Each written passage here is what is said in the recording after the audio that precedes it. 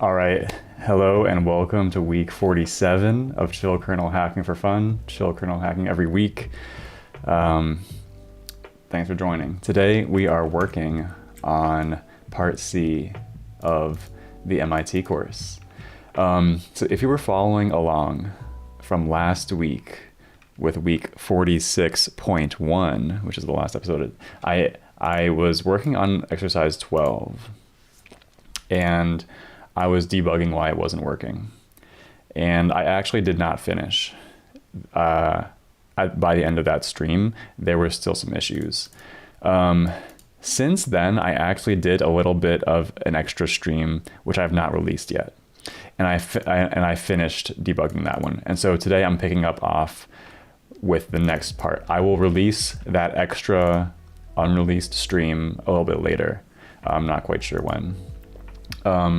I will briefly explain, though, what the problem was. But before I do, I'm just going to put a test 0 in the chat.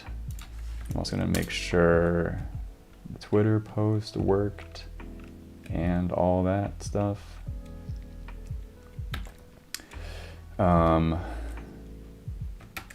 Yes. I will also update my top text. Because now today we're finished with cow and user space, so that's wrong. Now we're doing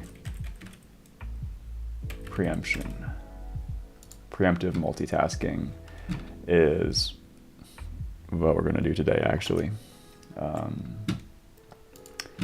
So yes, welcome to anyone joining the chat. So let me explain what happened with exercise 12. In my future unreleased stream, which I will upload, I'll explain. It'll show the full process of debugging that. But basically, the problem was I was not really forking correctly. When we do the fork, a critical part of this is we need to make sure to set the user space page fault handler in the child process. By default, the child process is created in a totally blank slate, and it doesn't have any state attached to it. And then as part of fork, we kind of manually fill in different parts of the child process's data structure. One of those being the user space page fault handler. And this is critical because all of the fork and copy on write faulting in of memory happens in user space using user space page faults. So it's critical that all processes have this registered. The mistake I made was I was previously trying to do this in the wrong place. We can even bring up the, argit. So here's the fix. I was previously doing this in the wrong place. I was trying to call set page fault handler in this branch, which is right here. Maybe I can expand the context. That's big. So I was trying to do it in this branch. I kind of thought that, okay, we're going to fork. We get one code execution path for the child, one for the parent. And so for the child, one thing we need to make sure the child does is set its user space page fault handler. And I thought that this would be a good place to do it because it's in the code execution path of the child. Hey Shiv, what's up? Good to see you. Thanks for joining. I'm just explaining this fix, which fixes my fork implementation. Right, so the mistake was I kind of thought that, okay, we have this code path where the child process is now running. So therefore, I can put some initialization stuff for the child. The reason that was a mistake is because there's a period of time in between the fork and when this page fault handler is set. And actually, there are page faults that happen in that time span between these two things. And so for example, actually, as soon as the system call returns, we attempt to write to the stack. We attempt to write the return value of the system call into the stack, which then triggers a page fault on the stack. And in order for that to work, it requires our page fault handler to be set up. But the problem is we only set that up way later, which is like eons later in computer time, after all these instructions. Maybe not eons, but like, years later in terms of computer time.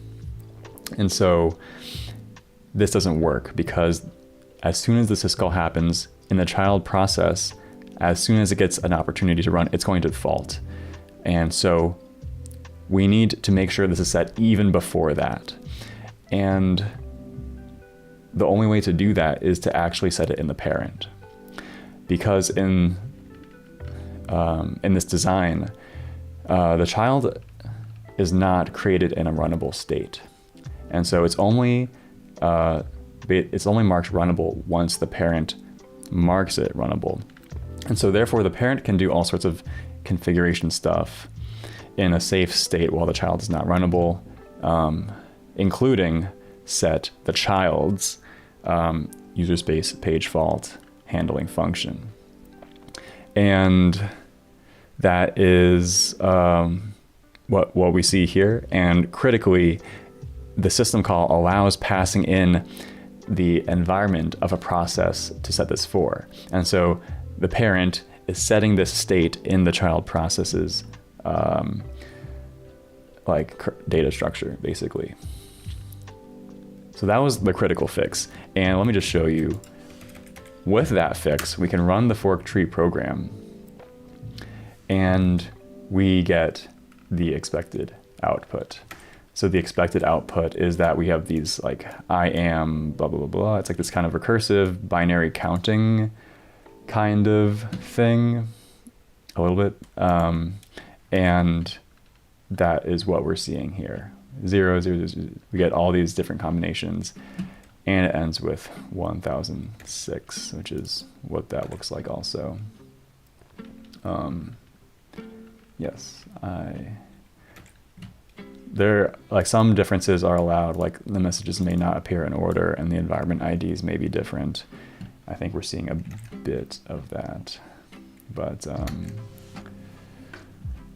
that means it's working. So that was just a brief explanation of the fix. Now I'm going to move on with part C, which I am so excited about. But actually, wait a second. I need to maybe... there were a couple quick cleanups I needed to do. And so I did the fix, but now is maybe a good time to clean up my Git history a little bit. So this is optimizing the user space page file handler. This is random. Okay, so I can probably squash all of this at this point. This is my initial attempt at exercise 12. It is very buggy. I think I added a lot of, there's even this kind of random thing. I don't even know if we need this. This is a bit random also. Yeah, so here's what I'm going to do. I'm just going to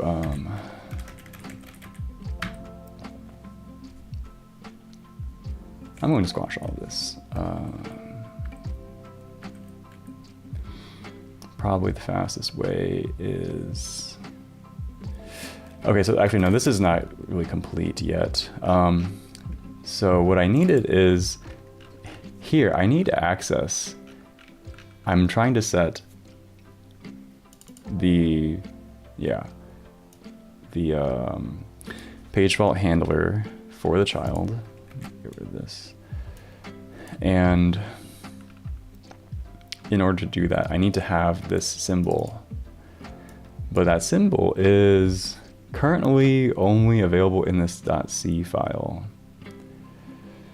So it would kind of be nice to have a header for this extern declaration.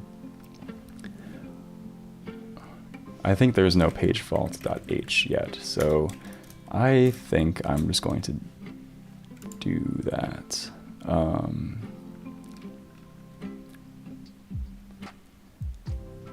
Kind of interesting, there are actually no header files anywhere here.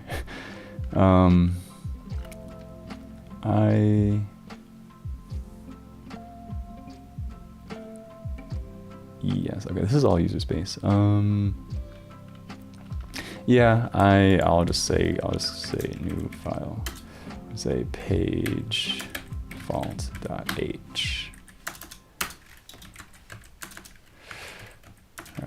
Once, and the idea is simply, but I'm a little bit unsure about this because while I think it would technically be cleaner to put this into a header file, I'm a little bit concerned about getting merge conflicts later when I merge in the code for future labs. And so I actually think I'm just going to not do that. I'm going to leave this a little bit in this slightly messy state where I just duplicate this declaration. Okay, I'm going to amend this. I'm going to squash all this stuff, and then I'm going to soft reset. And now let's see what I actually want. So dumb fork had some debugging changes, which I don't want. Fork, so this is all good. This is all, I don't need that. New line. I don't need this thing. Don't need this anymore. This is all roughly okay. We'll come back to this later, actually. I think I now know the answer. Okay, can remove this. I changed this here a little bit, so now I don't need this. I think I don't need this anymore.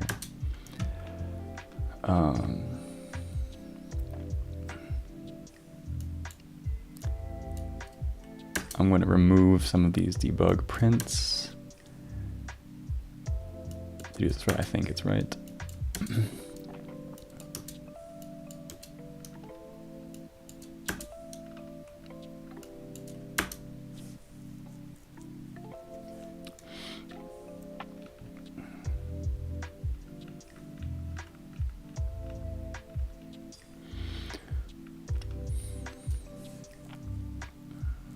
Yeah.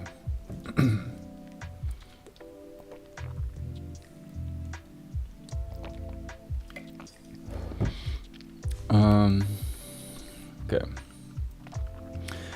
So what I'm just doing here for anyone watching is I'm cleaning up my Git history a little bit, which is just a bit of hygiene I like to do. And the way I've done this is I've squashed all the intermediate commits as I developed this into one commit. And then I did a soft reset to move those, basically undo that commit and put it into the staging area. And then now I can just go ahead and unstage all the stuff I don't want to appear in the final production commit. This is totally unnecessary. It was just for having a place to put a breakpoint. I think I can get rid of this too.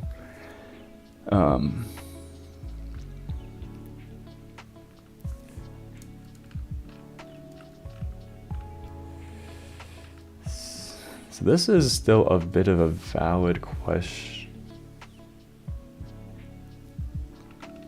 actually. I guess it is. This is a bit of an interesting one. So in order to do a fork, we need to have user space page fault handling set up. But we kind of don't want applications to manually do this in their code. It should be in the library code. And I've just put it here unconditionally on every fork where you do a system call, which is kind of redundant. It really only needs to be done on the first fork.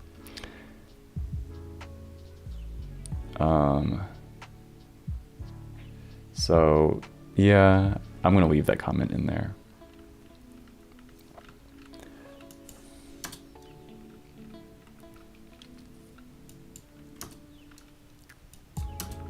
Okay. We can even get rid of this panic. Yo, digitalized, what is up, my guy?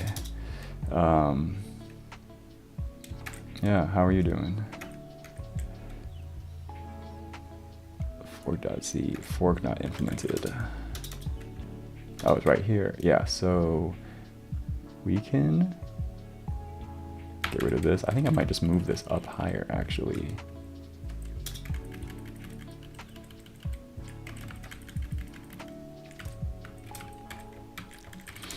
So then now I have a couple hunks to actually...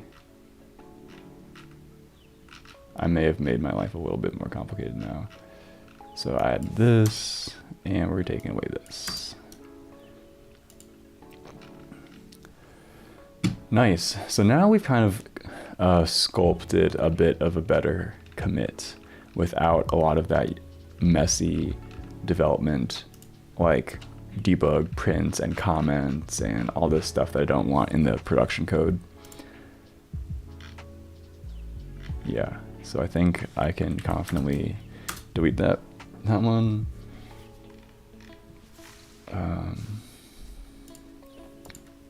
This is kind of interesting. This is a bit of a cosmetic thing. I am going to unstage that. That might be a separate commit.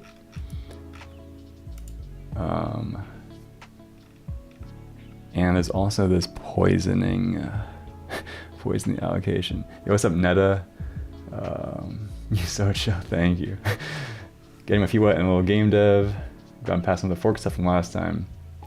Awesome, yeah, game dev is sick. I don't know anything about it, but I have a lot of respect for game developers. I've watched a couple of these talks from the game dev conference about like rendering, and it all seems super hardcore. So yeah, that's fun stuff.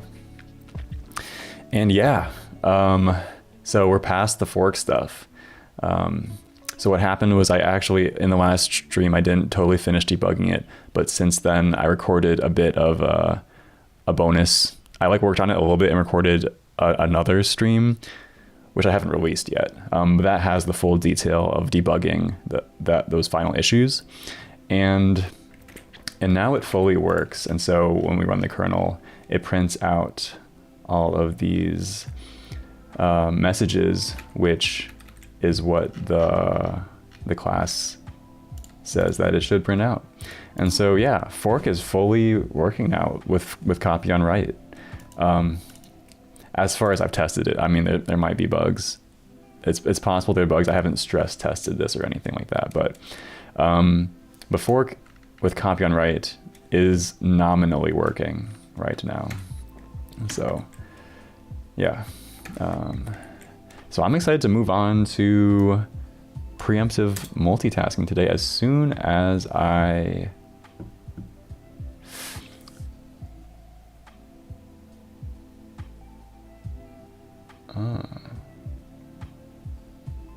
So this part is actually interesting. This is a bit of a to-do.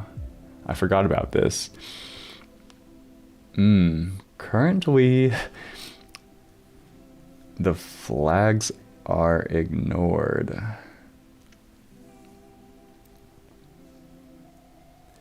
That's kind of a major issue. That's not great. Yeah, we simply allocate writable memory all the time. But I I don't know. I don't know if I want to do that right now. I think I might just, I'll mark that as a to-do, I think. So as far as fork goes, this is what we have. This is our production code.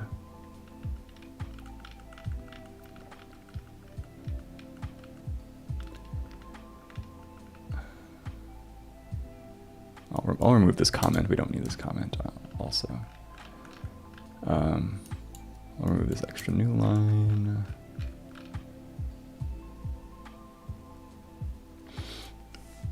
What's this about? Currently there are no holes, so asserting here.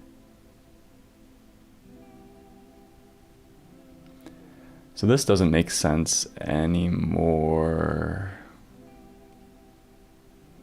at all. We don't even have a PDE to test.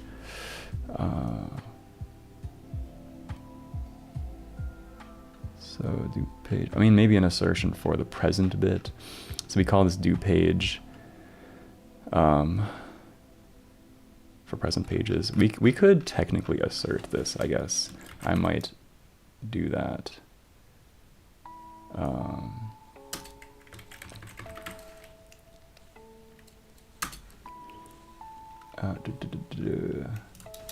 I will just add a quick assert.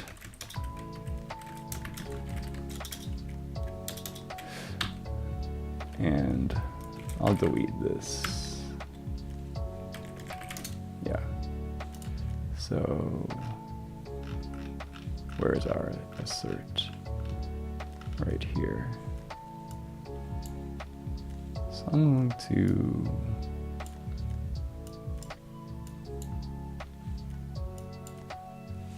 commit this. What does that look like?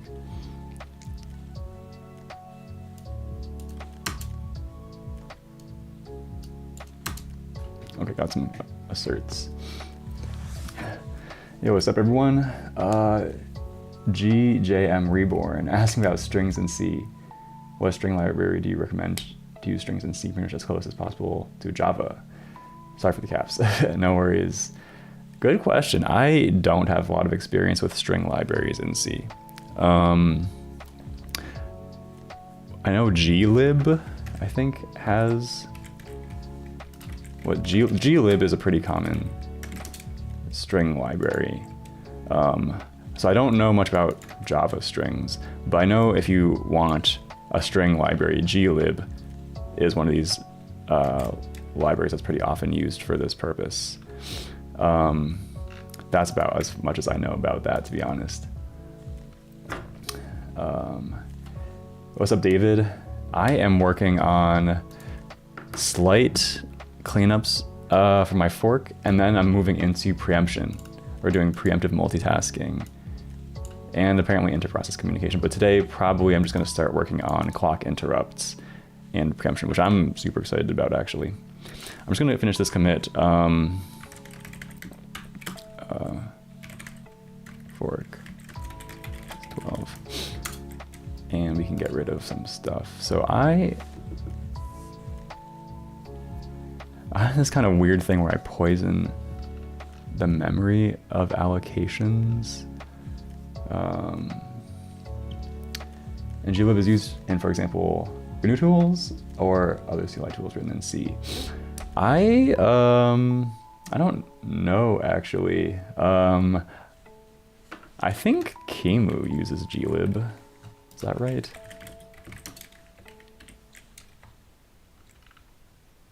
I think if we go look up Kemu on GitHub,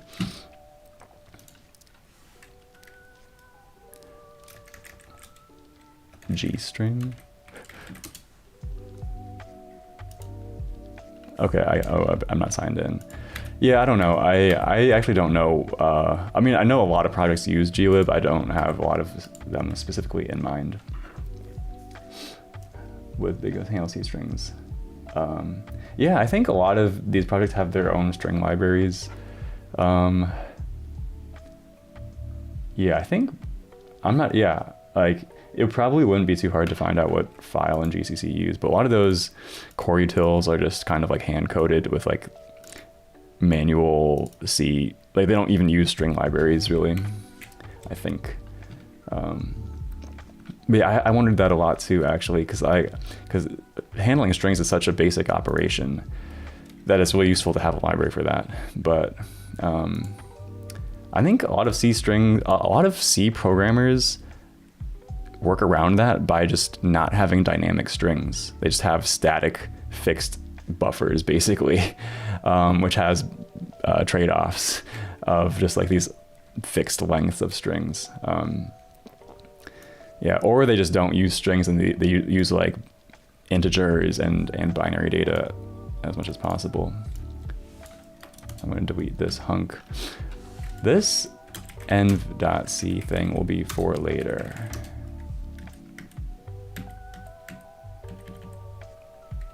Wow, what? Int perm. Okay, there's already a fix me here. Okay, I'm just going to delete this. It's not that valuable of a line. Whatever. That's just a bit of a glaring omission in the OS for the moment. I'm going to disable check current page dir print. And then here's a bunch of random stuff I don't need. So I think I can simply delete. Well, before we get too excited, let's run it and make sure it still works. Still works. So I'm gonna delete this. Let's quickly, before we move on, let's quickly revisit the question that I was not able to answer previously. Actually, before we do that, let's take a quick 20-second break, stand up and stretch and get some water. Be right back.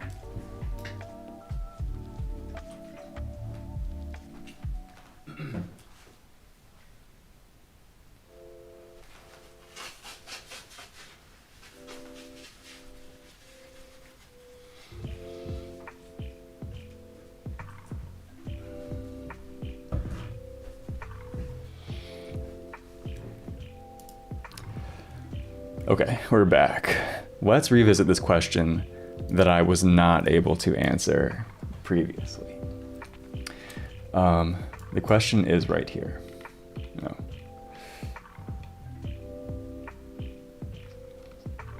The question is right here. And I failed to answer this. The question is, why do we need to mark ours copy on write again if it was already copy on write at the beginning of this function? So this function is dupe page. It is responsible for making, for taking a page and then making a copy on write mapping of that in the child and the parent.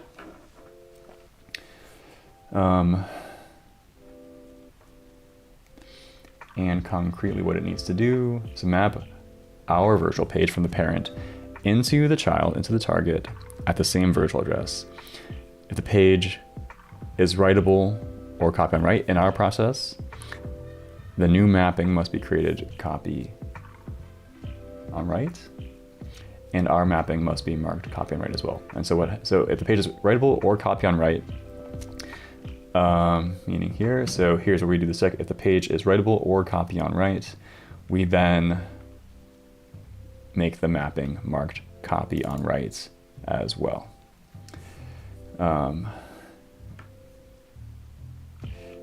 And the question is, why do we need to mark ours copy on write again if it was already copy on write at the beginning of this function?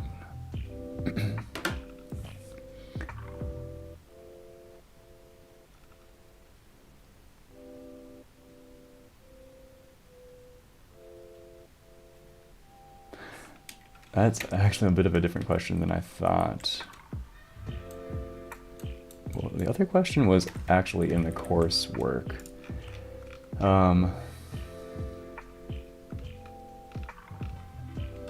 here, the ordering, the parent should map the page copy on write into the address space of the child,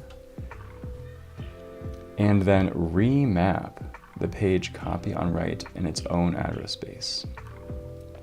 Remap the page copy on write in its own address space.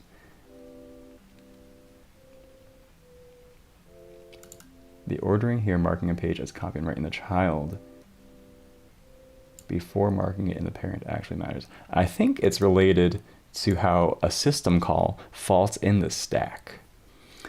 I think that's the part I didn't know earlier. We're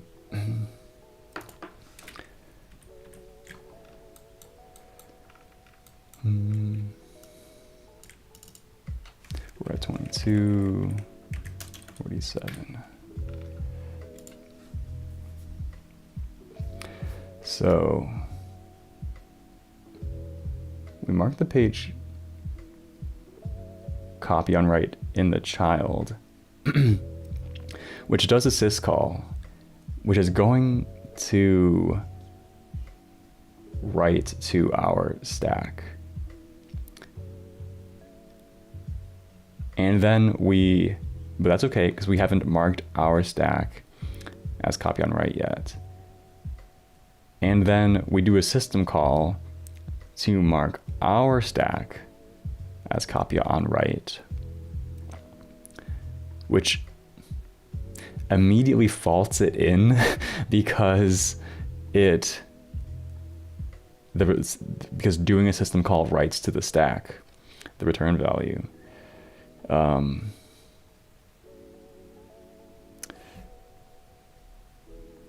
Okay. What happens if reversing the order? So first, we copy on write our stack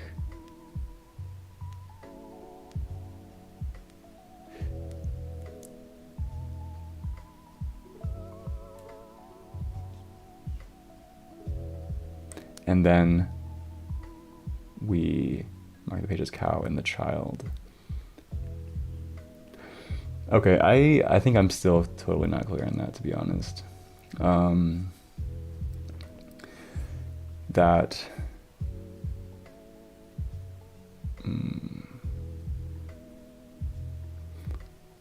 the page copy right into the chart, and then remap.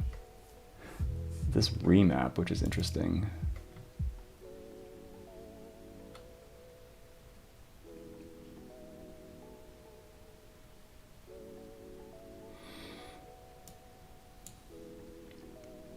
Yeah, I think it's something with the stack.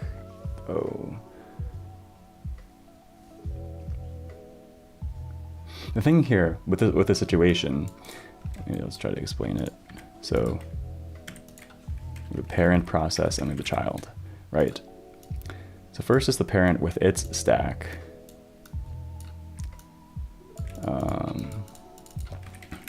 Yo, Ismail, what's up, my guy? Welcome. I am taking a little bit of time to try to understand this question before I move on to preemption. But yeah, wait, what the? So we have a writable stack, right? That's the permissions here. So first, we're doing fork. We're creating the child, and the stack, which is cow. The child does not run at all. It's totally frozen. So step one, we make this. Step two, we mark it in the parent.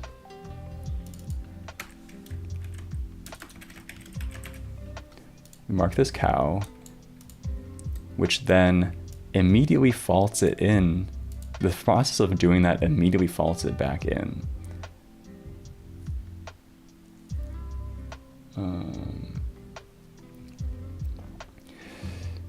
So that, right, that's way number one, where we do it in that order.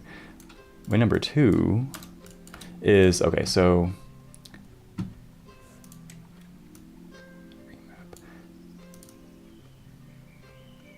Try to think, or reversing the order could cause trouble. Reversing the order of what? The ordering here. So first, let's say we did it in the opposite direction. Let's say we first did it in the parent. Stack cow, okay? So our stack, maybe I'm just gonna try it. Why don't I just reorder these things and see what breaks? I did get rid of all my debug prints, unfortunately. But maybe that's just the easiest way is just to try it. Yeah, and that broke in all sorts of ways, which is very interesting.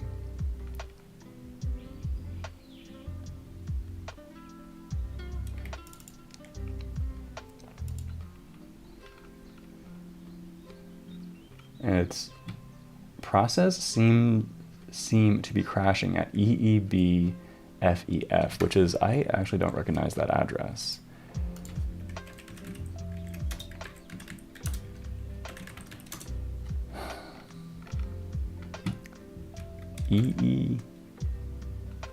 It's a not present.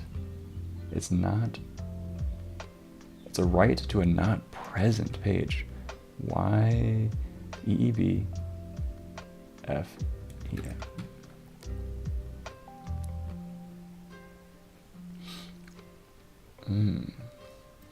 So we're going off the stack, actually.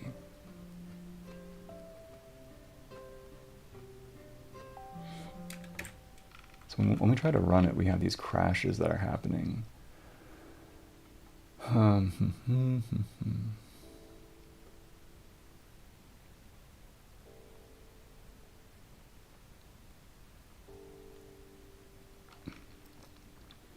Every single, but some of them work actually. Some of them don't. That is interesting that now only the ones that work are only the ones with one somehow.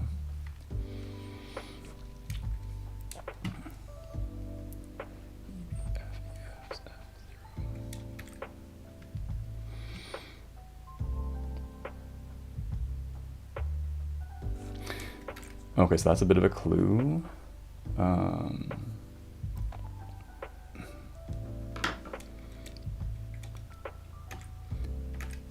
And that is caused by reordering these things and marking. That's kind of strange.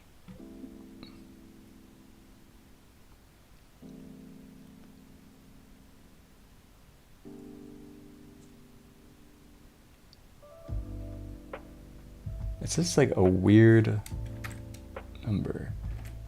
I want to see if I can, I wonder if I can use this to get some more information about this. So we get the IP of the crashing instruction. Let's try to look. 80102 D.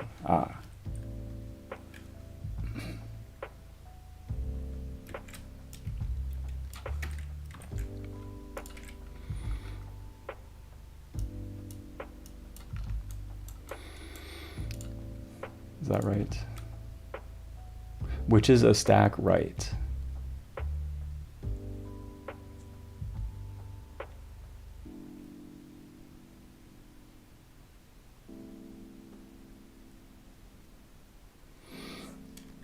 I'm actually kind of surprised why that the crash is here and not a bit deeper.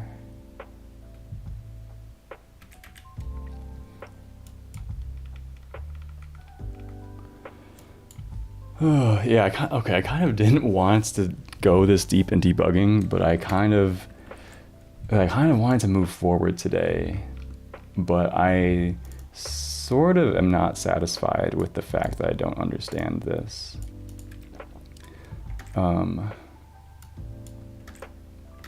So I'm going to spend a bit more time here, and maybe we can learn something. Maybe it's simple. Maybe it's really easy. Maybe it's very obvious why this doesn't work if we just think through it a little bit more closely.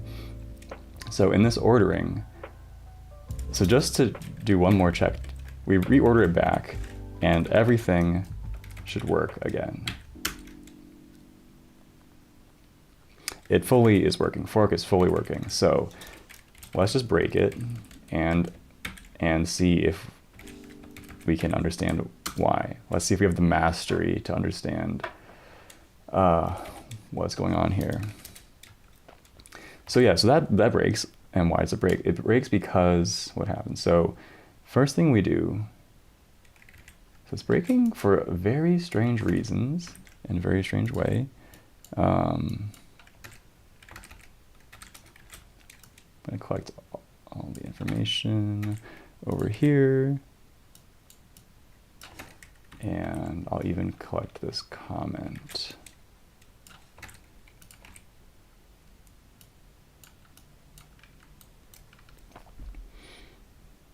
This is a bit of even a different question, I guess. Why do we need to mark ours copy and write again if it was already copy and write at the beginning of this function?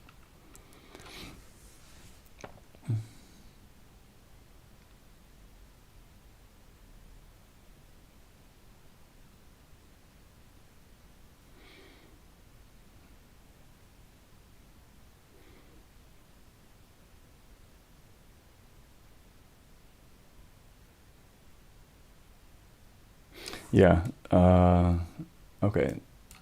I'm still not quite there, but so we have these two questions, and we have this breakage that happens, and let's understand why. So, and I'll just copy the code here.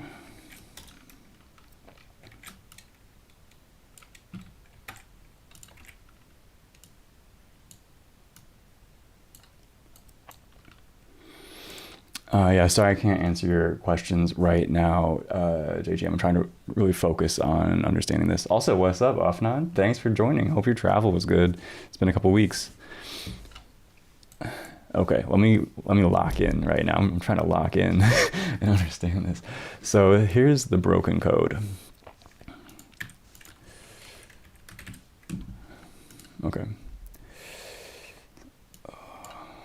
And so first thing we do, we have our normal parent. It's like running writable stack, all this good stuff.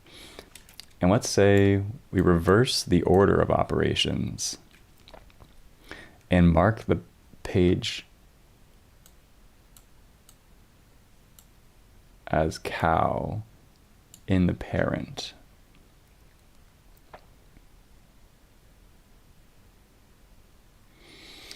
Okay, so now,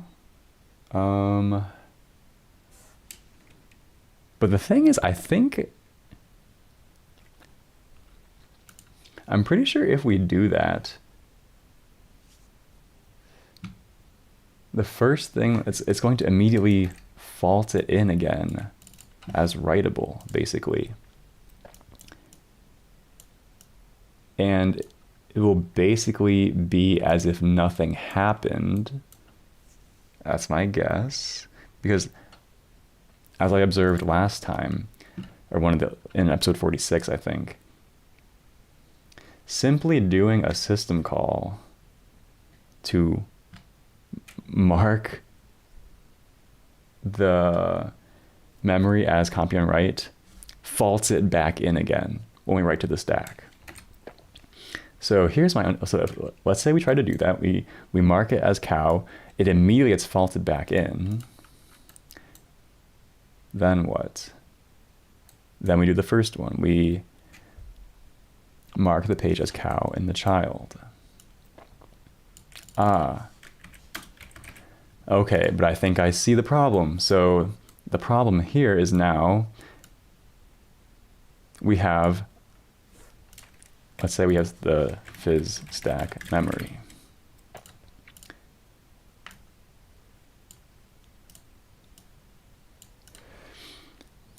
So the problem with marking the stack cow in the parent is that the parent will immediately fault it back in to a writable state. Then we make a cow stack in the child, which is not writable but cow. But now this is bad because the parent has a writable stack, and the parent is going to basically mutate the stack that the child is also going to use. The whole promise of cow is that, like, just to be clear, this is like a bit of a basic refresher, but the whole promise of cow is that we have the parent stack and the child stack. And they are in this kind of frozen, unwritable state. And the first time anyone, or wait, it should say child. The first time anyone writes to the stack, it causes a fault, which then reroutes this to point to its own memory. That's the key concept here. So let's say the parent does a write. It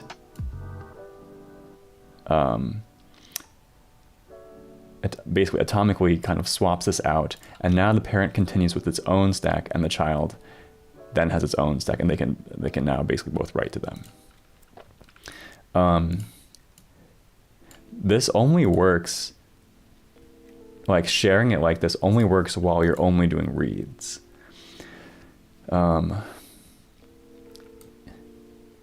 In this situation, this is a violation of that, because the parent can write to this memory that the child is using and basically like kind of corrupt the stack, basically. And my guess is that that is going to then cause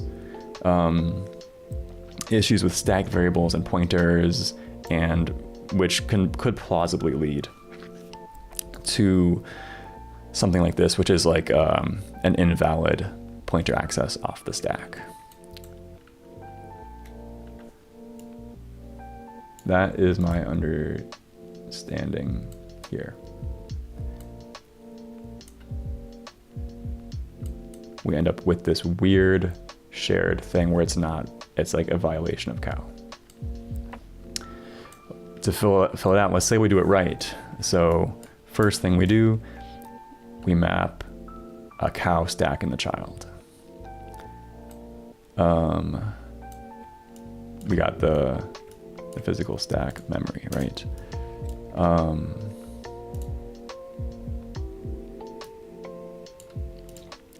We then, 20-second break, all right.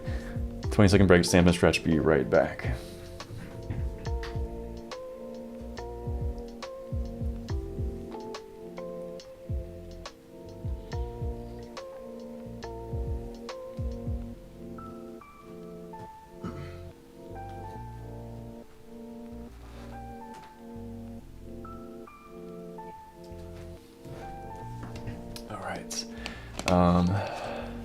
Okay, I think I have sufficiently locked in to understand this actually. So yeah, so I just depicted what happens in the bad scenario, the thing they're saying not to do, and why it doesn't work. We violate cow, and it breaks and probably results in invalid pointers and stuff like this. If we do the right way, so we have our stack mapped here.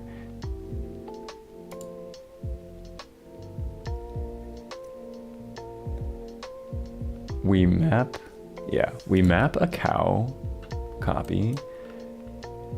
We then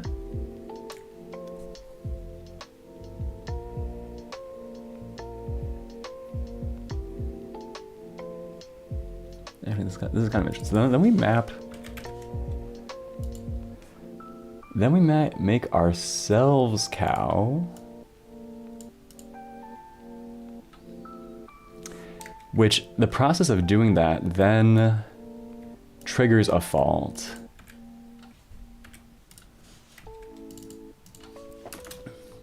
Which will then reroute us here. and basically this doesn't exist anymore. The kind of interesting part of that actually though is that what happens, so we do this first system call.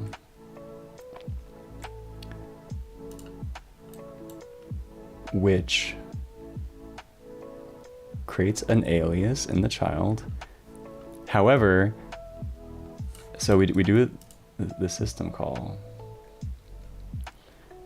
but we actually, for a brief moment, we actually do have this kind of aliasing thing. And so there's a couple points here. So we have the system call for making child mapping cow. Then after the system call, we have some user space code, execution, exec. Then we have the syscall for making the parent cow, right? That's the order of things. And it's a kind of subtle because the question is, what is the actual state of the frozen memory page, basically? At first, I kind of thought it's when this first system call was made. We make the system call and it gets a thing, but actually it's not true because we make this mapping in the child, but there's this gap time while we actually do have this kind of violated state where the parent still has a writable stack and the child doesn't. And so after the system call, the parent is going to write to the stack a bit more. It's going to write the return value of the system call at the very least. And so it's going to mutate some stuff. And so the point, what the frozen point is,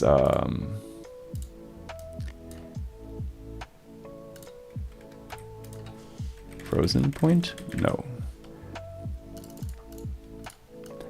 It's actually somewhere, it's actually like closer to, why can't I not copy this? It's actually closer to here because the parent does the syscall, the mapping is created, the parent returns, it writes to the stack, and then the parent executes the next system call for making the cow its own stack cow. And that is the point where it gets frozen. So it's really, that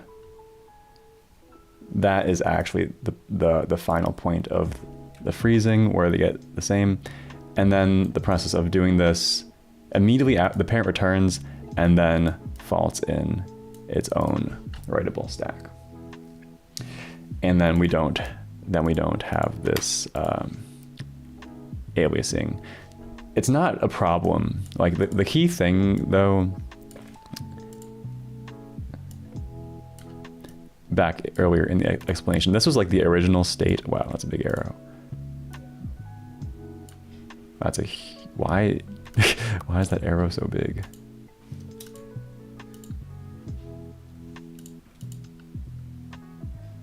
Okay, that's annoying. Okay, but whatever. Okay, this goes here. This goes here, and I'll get rid of this thing. So earlier, so I was saying this is bad. It's bad to have one side be writable, the other side be cow. That's what's bad here. But that's what happens in, this is the correct way of doing things. And that's what happens. And the question is, why is it not bad for this to happen? And it's not bad because the child is not running. We can have this like broken cow state where one side is writable and the other side is cow as long as we want, as long as the child is completely frozen and isn't running code. The difference on this side is that if we make the stack cow first, it immediately falls back in as writable. We then make the stack cow here, and then we activate the child. We mark it as runnable on a long-term basis. And so then both programs run to some degree. We don't actually have preemption right now, but on a more long-term basis, the child is now running with this in a state where the parent is also mutating the child's stack from out kind of from beneath the child. And that is ultimately what's bad. It's okay to have this state while the child is frozen, then we bring in our cow stack, and at that point we then get the nice cow relationship, and then we immediately bring in then the parent immediately faults in its stack, and we get the nice 2 copies. Okay. That was a lot. Thanks for bearing with me. I felt like I owed it to myself to actually understand this in a bit more depth. Does that answer both questions? So I answered the first one. This is the second one. So question, why do we mark ours as copy and write again if it was already copy and write at the beginning? Okay, if the page is writable, the new mapping must be created copy and write, then our mapping must be marked copy and write. And the question is, why do we need to even do this second part? So it's saying kind of specifically, if the page is writable or copy on write, we need to make the child copy and write mapping and then remark ourselves as copy and write. And the question is, but isn't that redundant? For the case where our page was originally copy on write, maybe from a previous parent actually, that was just never faulted in. If it was previously copy on write, maybe let's diagram it out. So in order to diagram this out, we actually need a couple. We need child 1, grand child, parent. So in the parent, we're going to have some memory page, and it's going to be writable. And so the parent forks the child, and it becomes cow in both of them. Wow, that's hard to type. It becomes cow in both of them. And then let's say that page of memory is not written to. It's just not written to. And then let's say the child does a fork of itself. So when this happens, we need to take all the memory and do all the appropriate cow stuff or whatever. So that's the situation it's describing, where the page actually is cow already. Yeah. And then it's saying, so then we make the page cow in the child, in this case the grandchild. And then our mapping must be marked copy and write. And basically, that's the situation. And the question is, why isn't that redundant? This seems a little bit silly to have our cow page, and then we would mark it cow again for some reason. And I think I know the reason now. The reason is because it again always goes back to this critical fact that doing these system calls to mark things as cow automatically basically faults in the page by the fact that the system call return value is written to the stack. It's pretty much, I guess, really we're talking about the stack here. It's, these are stack memory, right? And so let's say we're talking about the child. Let's say we're talking about the stack memory. So there's a cow page of the stack. I'll delete this. So we make the grandchild have a cow copy, nice and easy.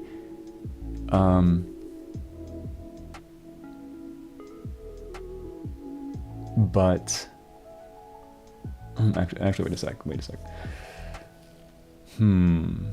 So I know the process of. So this process of making our stack cow triggers a page fault. But wait a sec. Here, doing the system call to make the page cow writes to our stack, which makes us writable. Yes, we do a system call in the parent process to make the cow page in the stack. That system call, immediately after it returns, it has the side effect of faulting in the cow stack here. And I think that's the reason. So the question is, why do we need to mark ours copy on write again? And it's saying here is the correct solution. First, you do this, then you do this. This is the correct. And the question is why?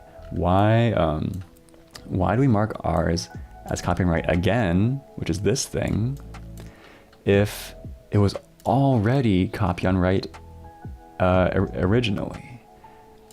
And the answer is because if we don't do this, if all we do is, if we see that the page was originally copy and write, and all we do is mark the child copy and write, we will then end up in the bad situation I was talking about earlier.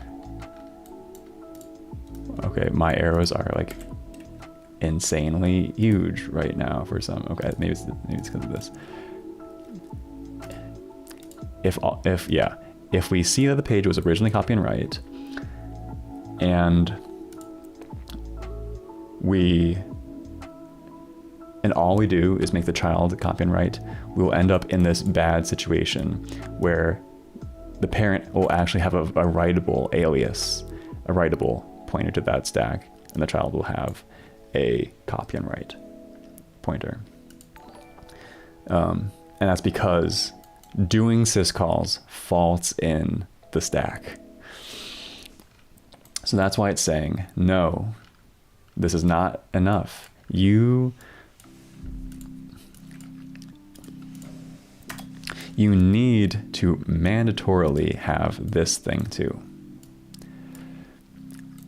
You need to first make the stack cow and the child.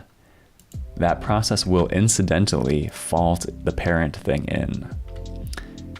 And that's unacceptable to maintain in the long term for cow. And so we need to remark ourselves as copy on write, like this, which incidentally will fault us in again, and then properly have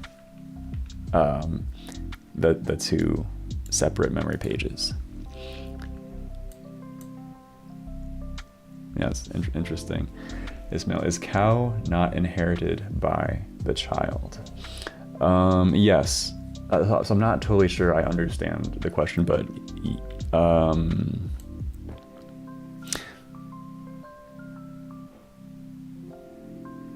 yes, cow is inherited by the child, and that's what we're trying to implement right here. Basically, we have this child, this parent child that created these initial cow pages, and then we're doing another cow, and that's what we're trying to implement this inheritance. Yes, so the grandchild should also have a cow relationship with the previous child. And and that's what you're asking. Cow, so yes, cow should be inherited, and here's how we do it. The way to do it is to do 2 steps in this order specifically. And what I was kind of working through and trying to explain, what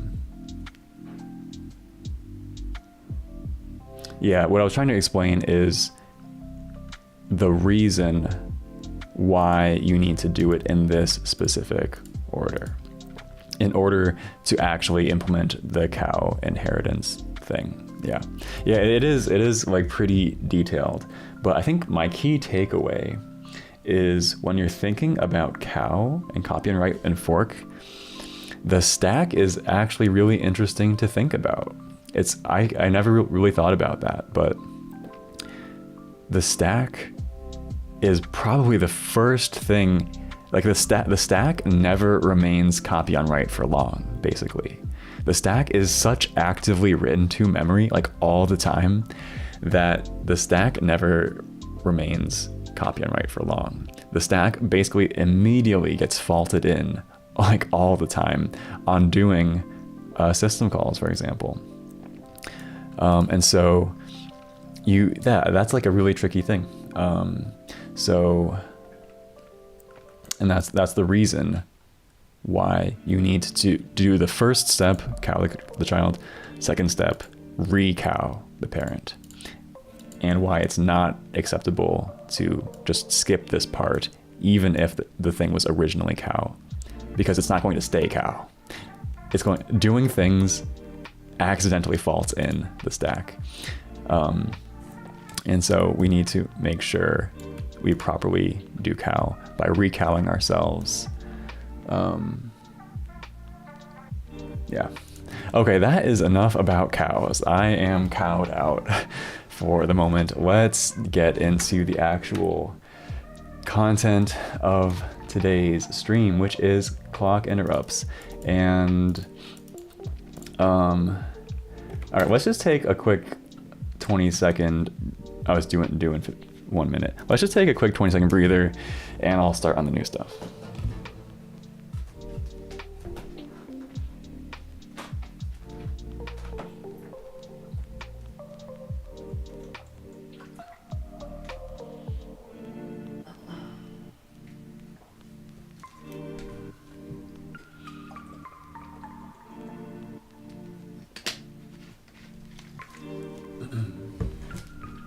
Oh, also, I just wanted to quickly show off my new YouTube channel layout or design.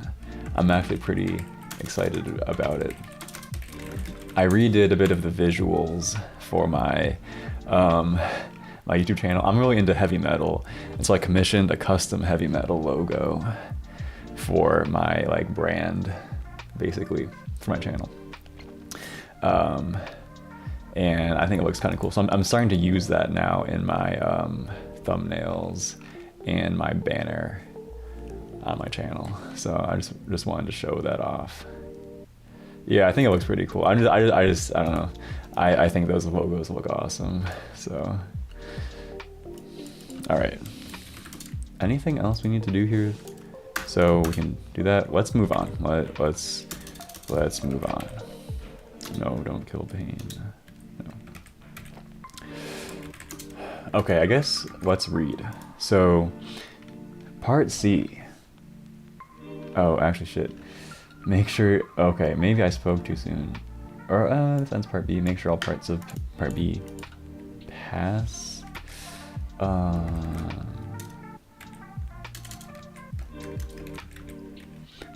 do I run the grading script again?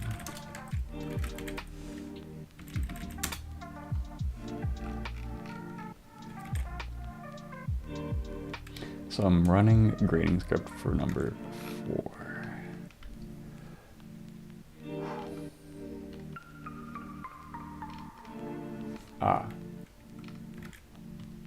And I'm passing all the tests for part A, but that's not new. That's so shit.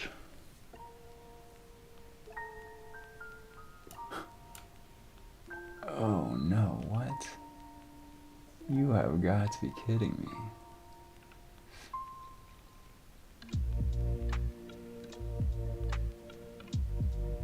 Okay, now, okay. Part B. What is part B? Wait, what?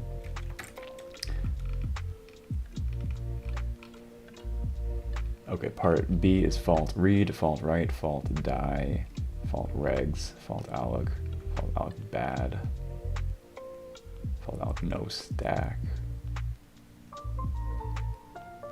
fault evil handler, fork tree.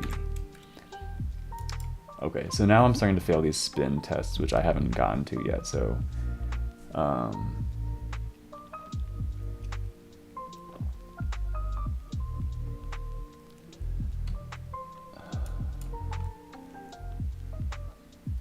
where can I find the moment when boot process or the kernel has started something GUI related? Please link me to this file or put me. Yeah, I don't really know. Can't be so. Oh, in FreeBSD. Oh, yeah, I have no idea. For FreeBSD. I mean, you're asking where the GUI is started. I mean, so first of all, I don't even know if FreeBSD has a GUI generally. It probably does, but even if it does have a GUI, it's going to be in user space. It's not going to be in the kernel. The init system in user space is going to run the GUI processor, the desktop environment, or whatever it is. But yeah, that shit. Okay. I lied. I need to debug this, apparently. What the hell? Fault no stack?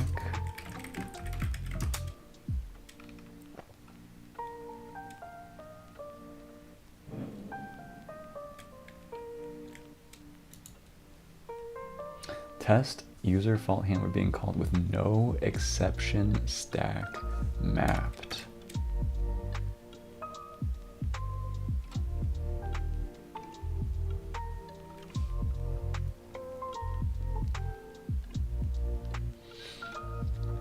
Yes, so the kernel runs the init process. Exactly, the init scripts start the GUI. Exactly, that's my understanding. I'm pretty sure that's how Linux works. Generally, the idea is the kernel tries to do as little as possible, and anything that it can push off to user space, it does so. And so the kernel just gets things going, and then its just job is to start the init process. But apparently I have a missing user mem check. Assertion error. So what is going on here? Fault.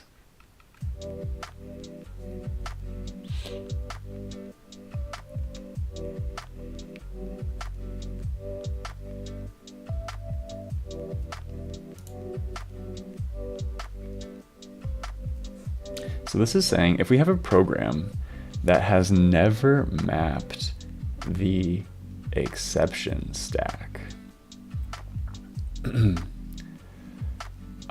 Wait a sec. Then if we have a program that has never mapped the exception stack.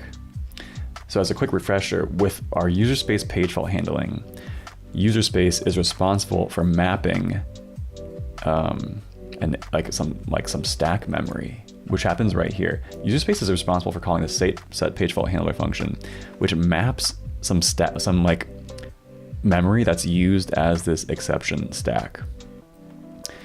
And that is a precondition for doing any kind of user space page fault handling. The kernel basically assumes that that this has already happened.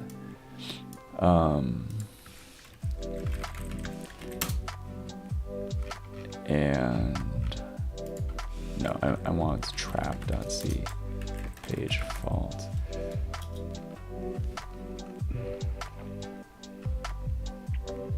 The kernel assumes that this has already happened, basically.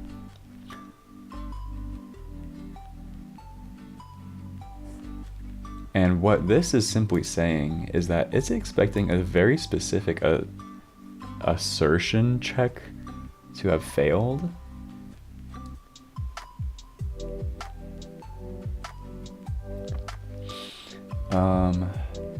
User mem check, and I think this should be pretty easy. So I think what this is just saying is the code here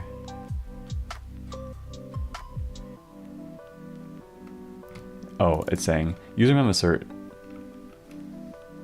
So that's the hint I didn't follow. I never checked this this address with user mem assert. So that's kind of what it's saying. Okay, mem assert. I think this will be pretty easy. Kernel.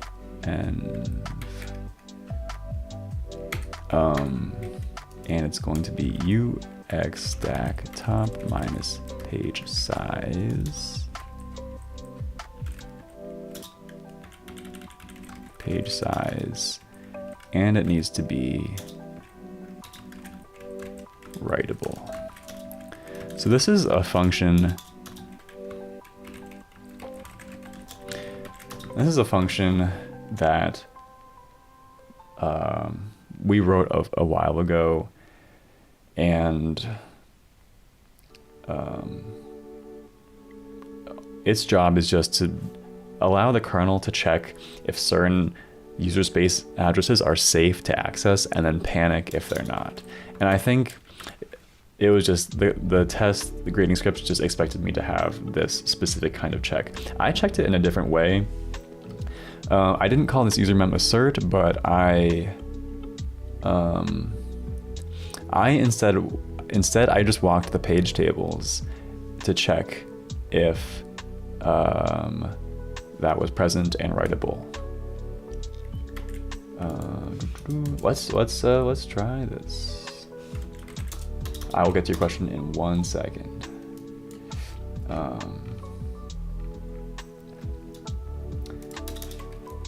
Okay. I don't want to test dumb fork. I never figured out how to. Okay, let's just run it. Fault read. Oh, this is slow. Okay.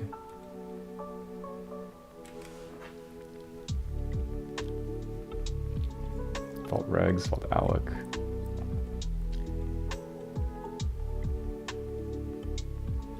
Fault no stack. Damn. Okay, it was almost there. Good questions, by the way, Reborn. I mean, it is kind of an interesting question, like how the GUI works with the OS, but in general, yeah, the GUI is not part of like the kernel. The kernel just exposes basic interfaces for graphics, for drawing the GUI, and for handling events from the hardware, like a mouse movement or keyboard presses. And that's kind of like the part that the kernel provides. Then once you have that, you can do the rest in user space. So I think I would say it's true. In the majority of OSs, the kernel has nothing really to do with the GUI. The GUI is just a program. Just a program running in user space, just like your, not just like your web browser, but I mean, it's probably a little bit special in some ways as like the core GUI, but from an operating system perspective, it's like a user space program that does system calls. I believe, to be like, I've never implemented a GUI before. I don't know so much, but from what I know about operating systems, you're not going to find like the desktop manager GUI code running in the kernel, really. But that would be a good experiment to investigate. So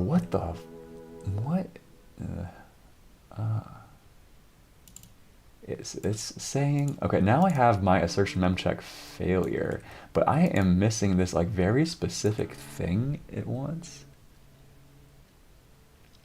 EB F F F.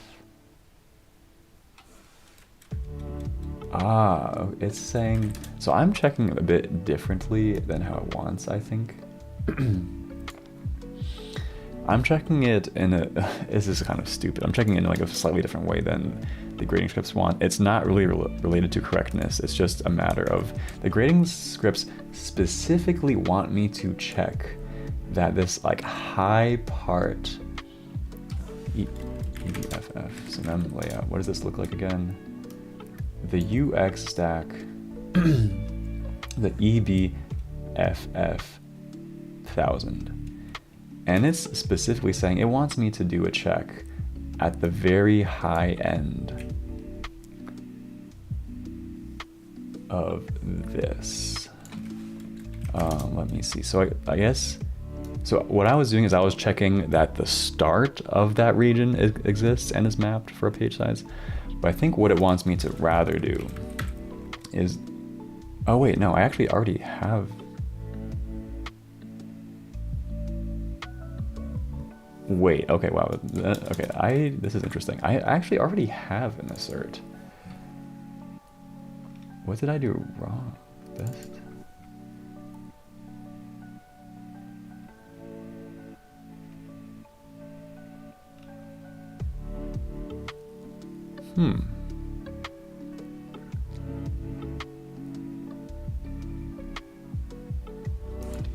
So this actually should have already caught the problem.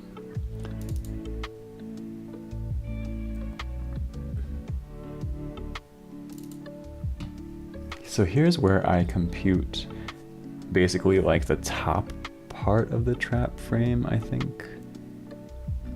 And then I subtract from that to get the start pointer to the trap frame.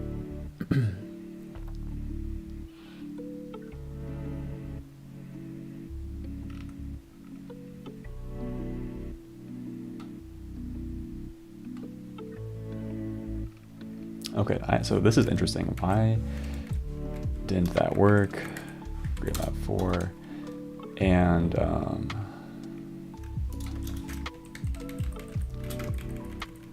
I'm just going to comment all of these things out. And so here, let me see this one more time. Actually, no, wait a sec. I need to, I'm going to remove this user memo because I forgot that I already had one. And this was clearly working. So they quit. So what?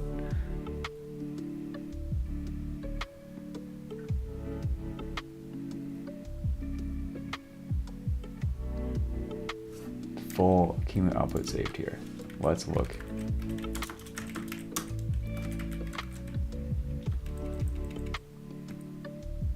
This is interesting. So instead of this user crash, it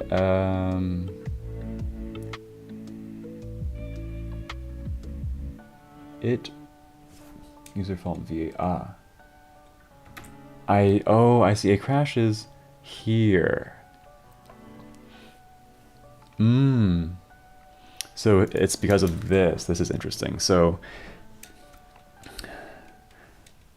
I already have this user mem assert that the grading scripts are expecting in place, but it wasn't really taking effect, which was kind of puzzling. But the reason, and so instead of it taking effect, what was happening? We were seeing this kind of panic failure message. This is actually printed by my failure handler. It prints user fault VA blah blah blah print trap frame. So that means one of these failures was catching it earlier and not allowing us to even get to this point.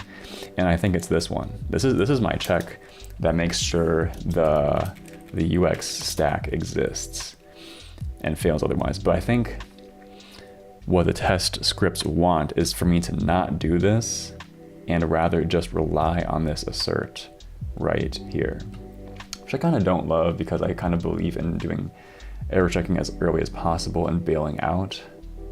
And I'd rather, like, there's no reason to like run all this logic and stuff if we don't need to. But now let's see. I think actually this should pass the test now. There we go. Fault no stack runs. Yes. That is interesting. Okay, so I guess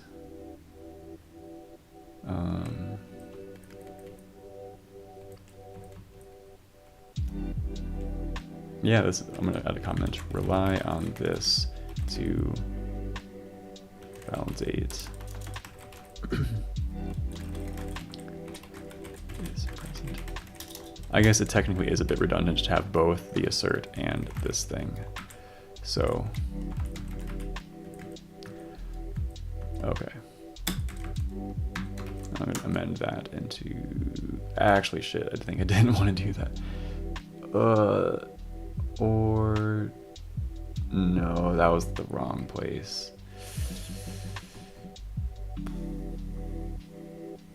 Damn, all right.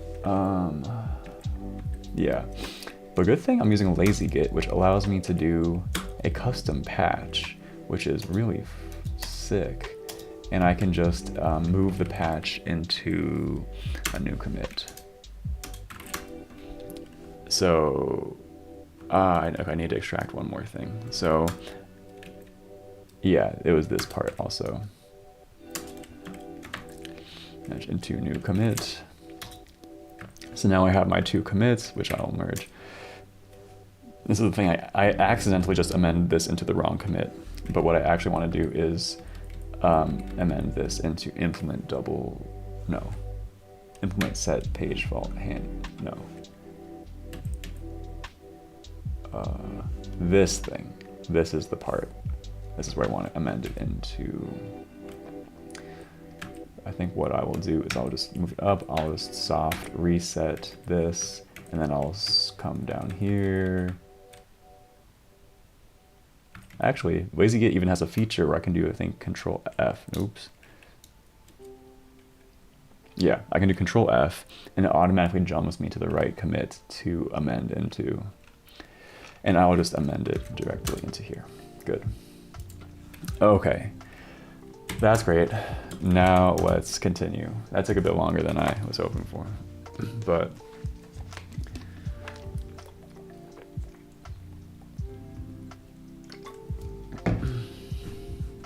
FreeBSD has GUI with kernel in one repo GitHub account. Yeah.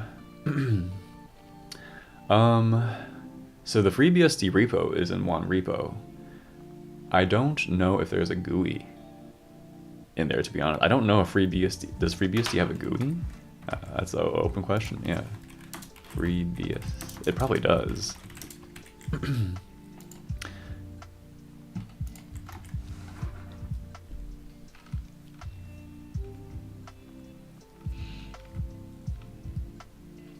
Okay, so FreeBSD doesn't need to have a custom GUI for it. FreeBSD just needs to have existing desktop environments ported to FreeBSD. 20-second break, be right back.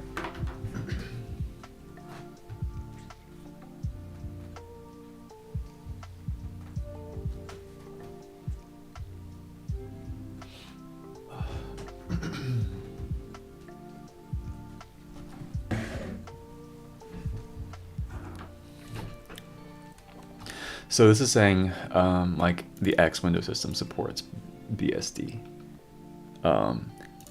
X Window system is an open source GUI that supports BSD. So really the answer is FreeBSD doesn't have a GUI per se. FreeBSD is supported by GUIs such as the X Window system and other GUIs. And apparently, yeah, you can use a lot of the desktop environments that are popular on Linux because FreeBSD has such a close interface and has a full OS support for these things. So yeah, that's interesting. I learned something. Good question. Clock interrupts. Let's get it. All right, part C. In the final part of Lab 4, you will modify the kernel to preempt uncooperative environments and to allow environments to pass messages to each other explicitly. Clock, interrupts, and preemption. Run the user spin program. This program forks off a child, which spins forever in a tight loop once it receives control. Neither the parent nor the kernel ever regains the CPU. This is not ideal when protecting the system from bugs or malicious code, because any user mode environment can bring the system to a halt. In order to allow the kernel to preempt a running environment, forcefully retaking control of the CPU, we must extend the JOS kernel to support external hardware interrupts. Okay. Interrupt discipline. External interrupts are referred to as IRQs. 16 possible IRQs. The mapping from IRQ number to IDT entry is not fixed. Pick init maps IRQs 0 to 15 to IDT entries IRQ offset 3 IRQ offset plus 15.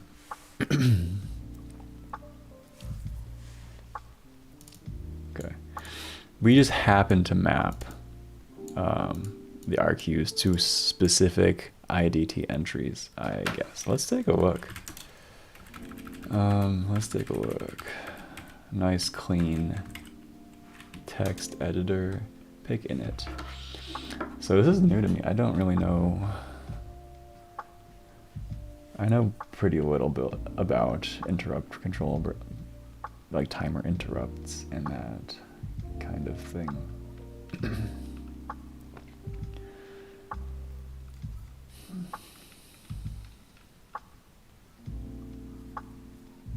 Okay, so far I'm not, did I?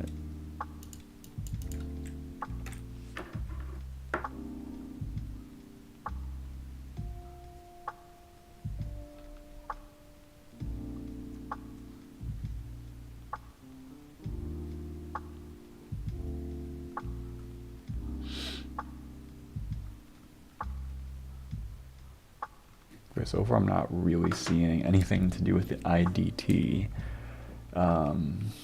So I don't understand what's happening here, to be honest.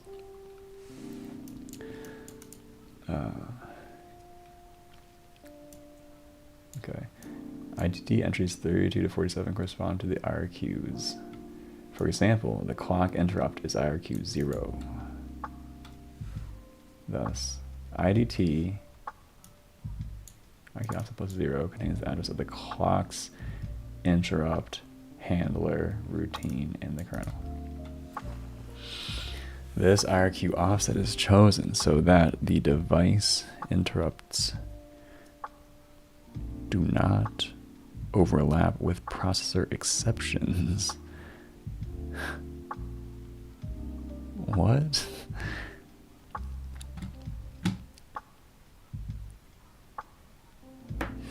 Okay, just to understand that sentence a bit better, we have this diagram of the processor exceptions.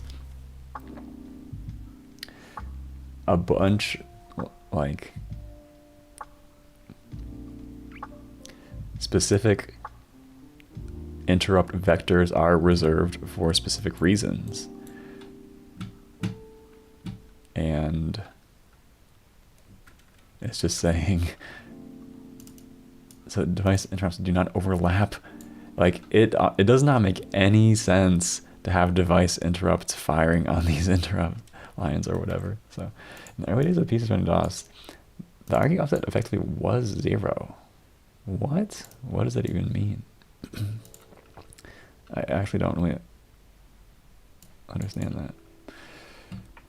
Okay, that sounds confusing. Okay, we make a key simplification compared to XV6.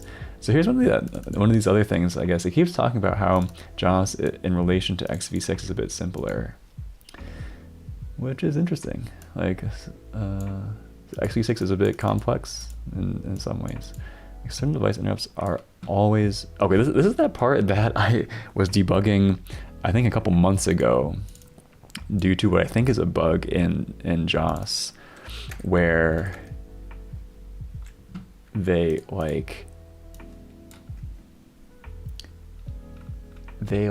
accidentally... Yeah, here it was.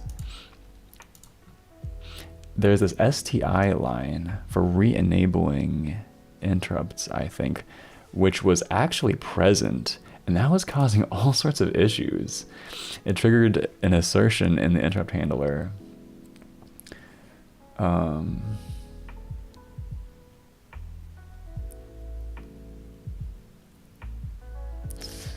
So yeah, so I disabled this STI comment because we're not ready for external interrupts at that point in the code.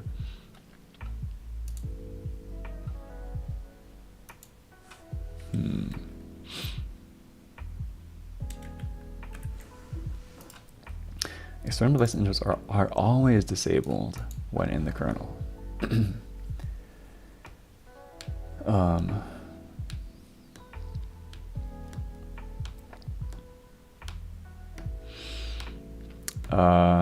Is there an active community of people working on JOS? I do not think so. If by working on JOS you mean like following these exercises or something, like, no, I don't think so. Like it's a pretty obscure thing. I think it's massively underrated, to be honest. I think a lot of these people that talk about how good XV6 is, I think I am the JOS community. I think a lot of these people that talk about how good XV6 is as a learning tool, I would maybe say a lot of them haven't actually tried developing with it. For those that don't know, and I spent the first 13 weeks of streaming working with XV6, and that was kind of an awful experience. Yeah, so I think JOS is massively underrated relative to XV6 if you want to actually learn OS development. But yeah, but it just shows that. But I mean, yeah, once I finish this JOS stuff, there's a lot more complexity that I could attempt that they actually do in XV6. Like JOS, there's all this simplifications around like concurrency and locking, for example. Like there's a global kernel lock, and that is also kind of a similar theme here. External device interrupts are always disabled when in the kernel, which means that we just simply avoid like concurrency issues. Like the kernel, when the kernel's running, it doesn't need to worry about concurrency with other cores. So for one thing, because we have the global kernel lock, when the kernel is running on one core, it does not need to worry about concurrent kernel execution on other cores because there's a global lock. That is the simplification number one. This is very closely related. This is another key simplification. External device interrupts are always disabled. That means that when you're writing kernel code, you also do not need to worry about an interrupt handler running like interleaved or something with your kernel code, which is again trying to reduce the concurrency here. And so because there's no external device interrupts that are possible, you can just easily and kind of just safely write your kernel code without worrying too much about concurrent interrupt handlers. There are massive trade-offs with doing this. So you get a lot of simplicity, but you really reduce I don't know, your like throughput, latency, probably both of the system, because you really limit the parallelism and concurrency of the system by using such harsh constraints about things being disabled and things being locked. So anyway, that's another simplification. So we always disable device interrupts. They're controlled by the interrupt flag of this register. When this bit is set, interrupts are enabled. While the bit can be modified in several ways, because of our simplification, we will handle it solely through the process of saving and restoring E flags. Interesting. I want to briefly come back to this commit, because it doesn't seem like they're doing that here. It seems like here they are actively re-enabling interrupts, like not through E flags like they were saying here. Okay. You will have to ensure the IF flag is set in user environments, so when they run, so that when an interrupt arrives, it gets passed and handled. Otherwise, interrupts are ignored until they are re-enabled. We masked interrupts with the very first instruction of the bootloader, and so far I've never gotten around to re-enabling them.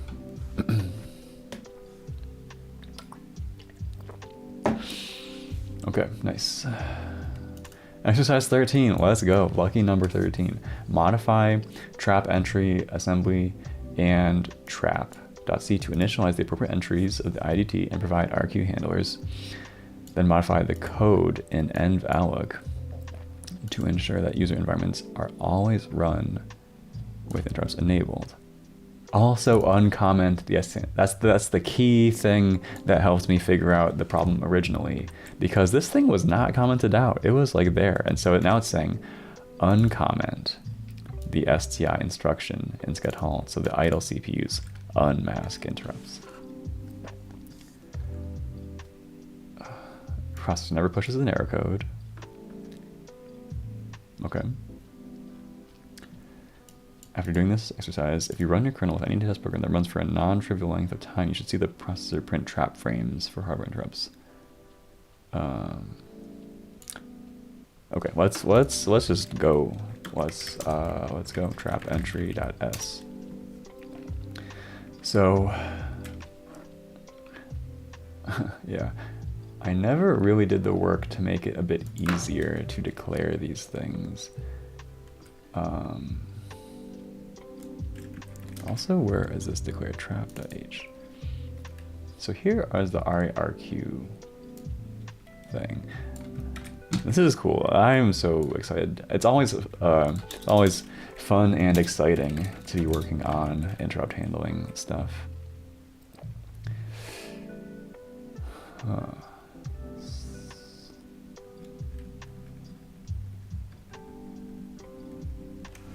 People who work on this lab will be blessed to find YouTube. Well, I kind of hope I'm not ruining it for a lot of people.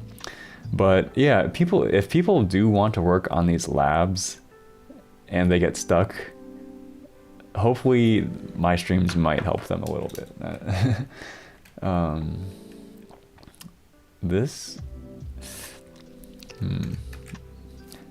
Do I really need to? Okay, initialize the appropriate entries and provide handlers for IQs 0 through 15.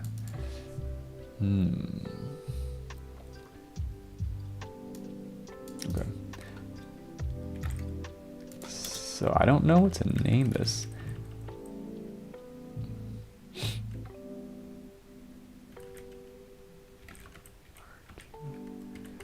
Set. Can I do this even?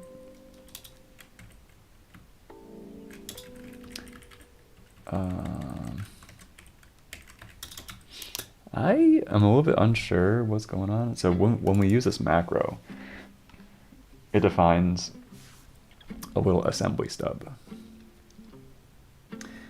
which then jumps to what? We need the no error code one also. Okay.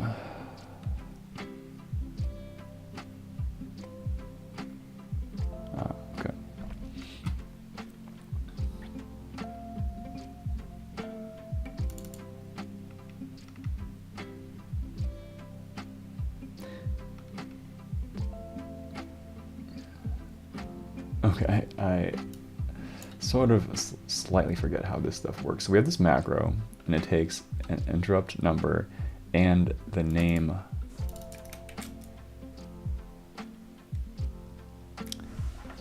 of a stub.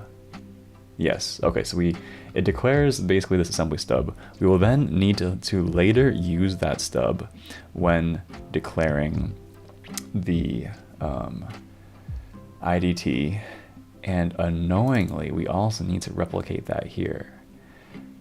I think there was a challenge that I skipped in a previous exercise to make this a bit more ergonomic, because right now it's very annoying. You need to you need to do this in a bunch of different files.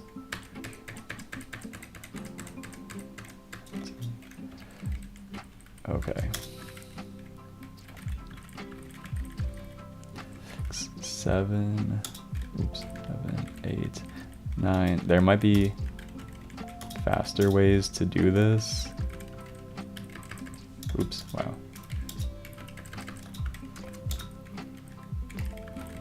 But I'm gonna do it the dumb way. Yeah, this is painful. 8, 9, 10, 11.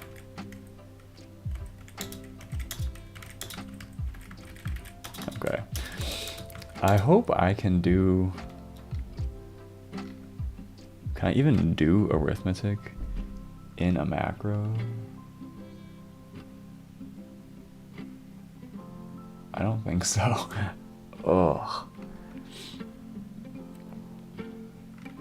Because it's just going to try to use this thing in this push L thing. I don't think this is going to work, but what if I try to build it? It actually did build. What if I break it? This should not work.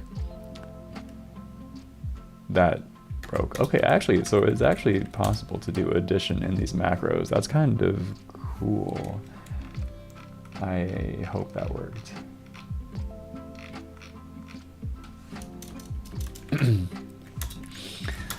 So now I have all these things. And what do I need to do? To initialize the appropriate entries. Okay. This is just boilerplate. This is like a lot of annoying boilerplate. Okay. This is like, this is not really software engineering. This is just like text editor foo, basically. Like, what is the best way? All right, 20-second break. Be right back.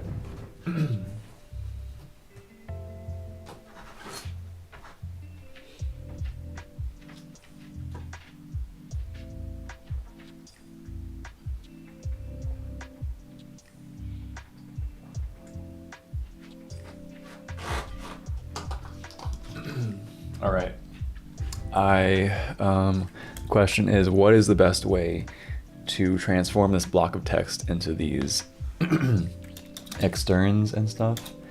And I think I'm just going to use VS Code multiple cursors and hope for the best. Oh shit. Ugh. Oops. Okay. That wasn't that bad. Wait, are there 15? Oh, there's actually 16. I'm missing one, okay.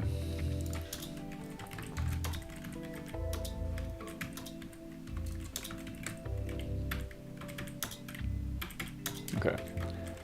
So now we have, okay. So now we have our 16 stubs and 16 of these things.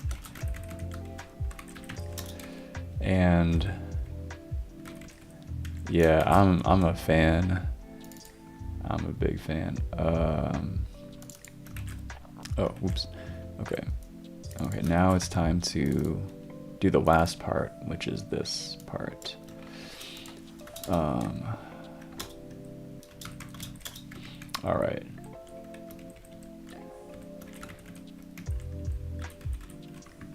So yeah, so now what do we need to do?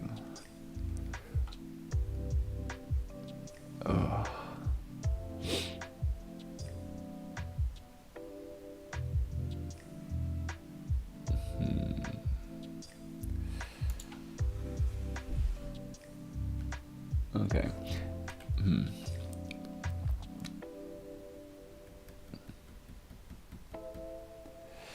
Okay, I'm just going to write the first one as an example. It's going to be IRQ. What is it? IRQ offset set plus 0.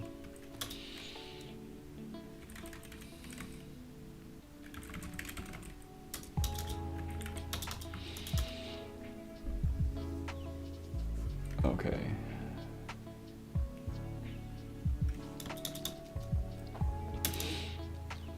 Okay, I think this is approximately right. It's setting this entry in the IDT is trap. So here, I think we want 0 for an interrupt. I think these are legit interrupts.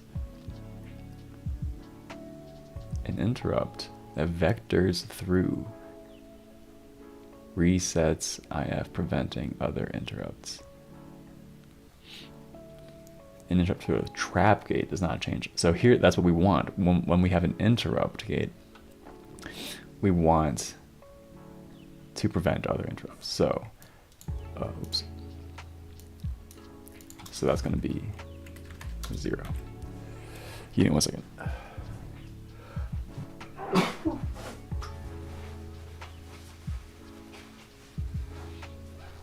Right, so we want a 0 there. This KT thing is just the like GDT. It's like some obscure detail. It's basically just saying this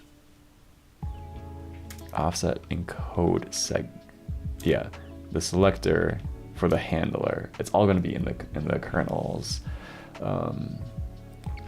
segment. Yes, offset. Okay, so this is how it's gonna look, and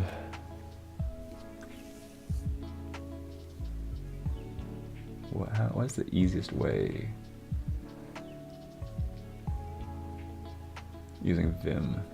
I could probably just ask ChatGPT to generate this for me, but can I do better? There's this Vim way to like Vim increment number, Control A.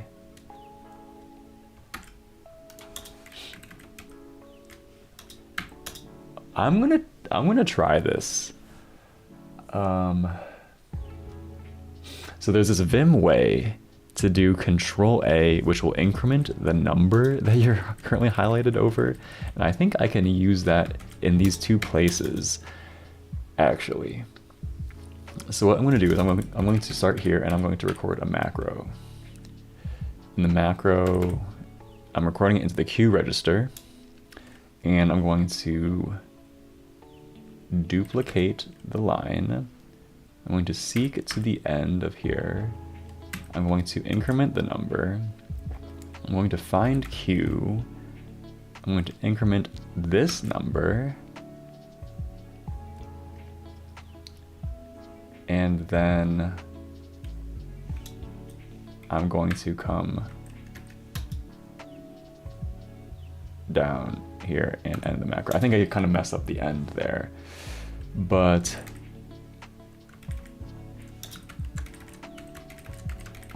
okay, this is kind of slow, but this is roughly doing what I need. It's kind of, if you're a real macro pro, you make it such that you can just do like the dot repeat thing and just like repeat the macro. Actually, wait a sec. I want to try that one more time. I think I can nail that.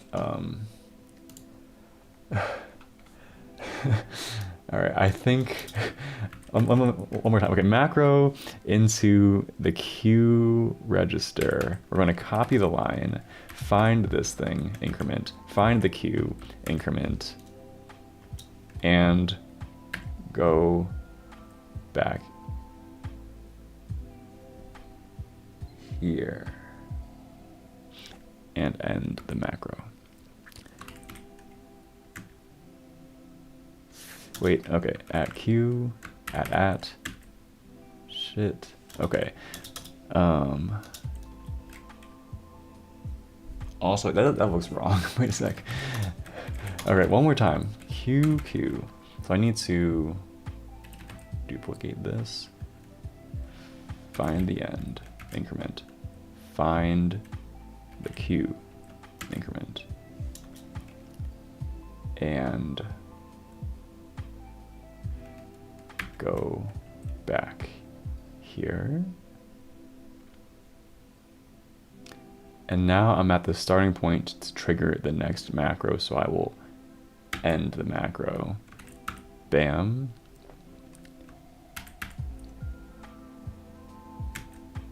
Okay, that like didn't work, but I can at least spam at now and do it. Okay, that was kind of dumb. Thanks for bearing with me on that one. So now I have declared my 16 interrupt handlers, which I hope is right. And thanks for the support, Ismail. This is what real software engineering looks like moment. Okay. So what did it say to do next? Modify the code in env alloc.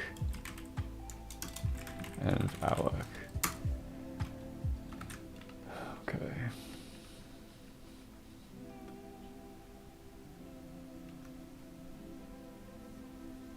Enable interrupts while in user mode.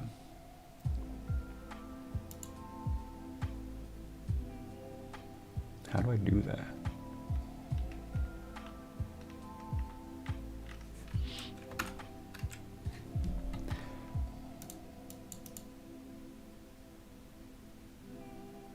Modify? It just says modify the code in env to ensure environments always run with environments enabled.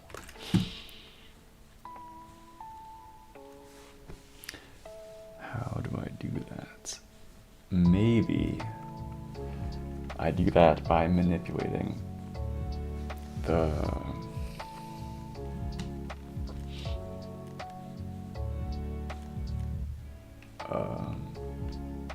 trap frame.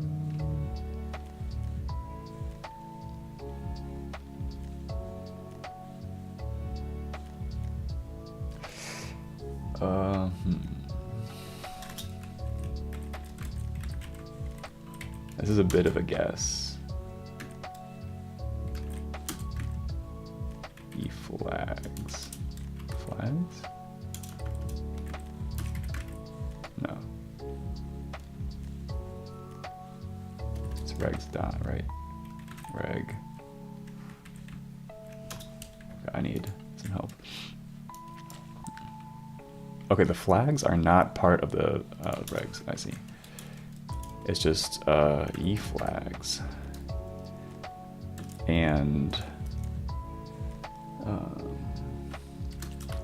I need to, it's like this IF thing. something like this. That's my guess. I kind of don't know, but wait, so there's this one bit in eFlags which controls whether interrupts are enabled, right? That's literally what it said.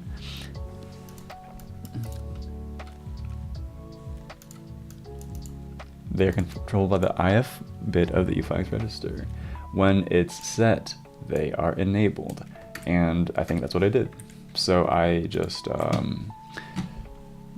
OR'd in this bit, which I'm pretty sure should set it in there, and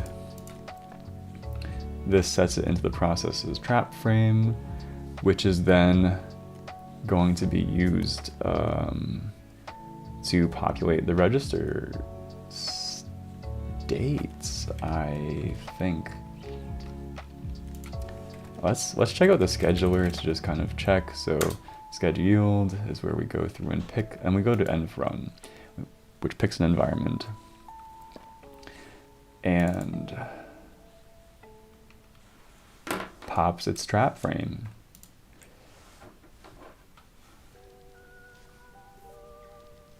Including the flags. So I think that is actually how we do this.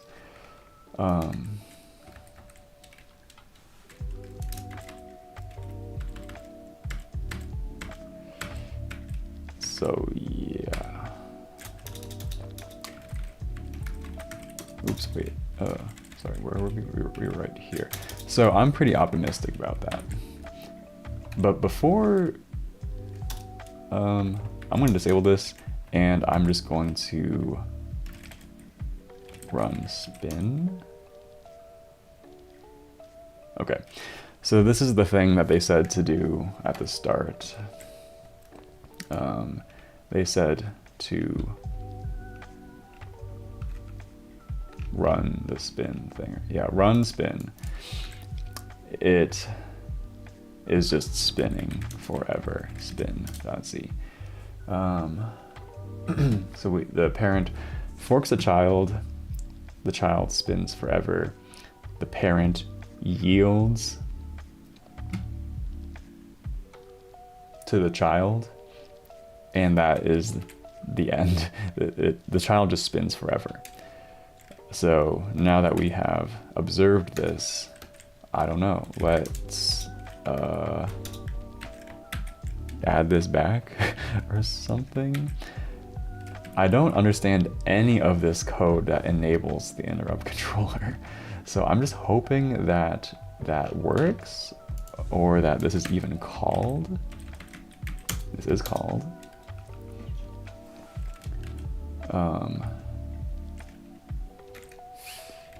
Yeah. Okay, let's run it. Kernel panic. Interesting.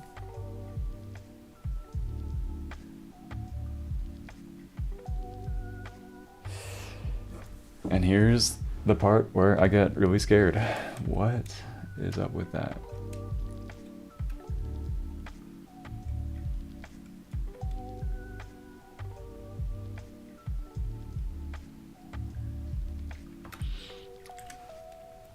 Was there any guidance? Oh, it says also uncomment. Yes, okay. I think that's what this thing is. So sort of don't know what's going on, but I think this STI thing is important.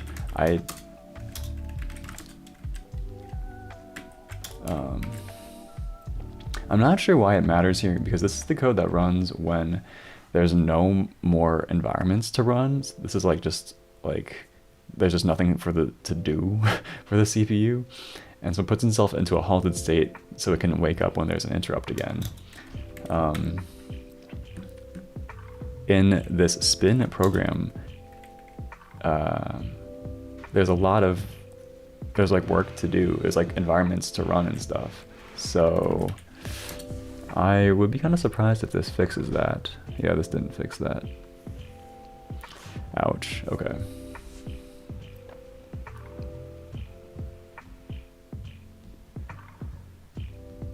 Huh, okay.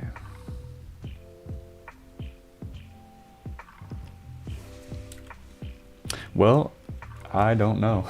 Sad face, that is correct. I wonder what is going on there.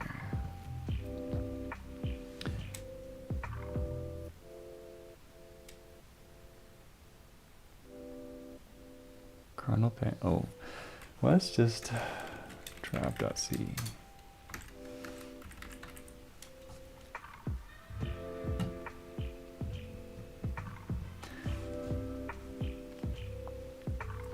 This is checking that interrupts are disabled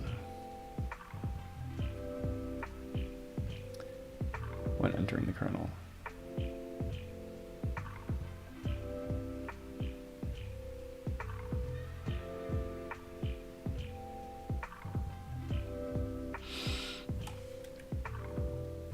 But what?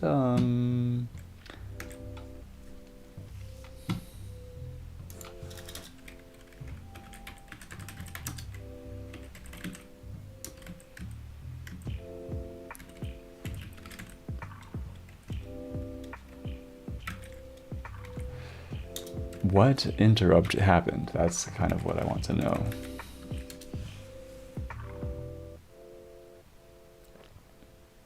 A system call.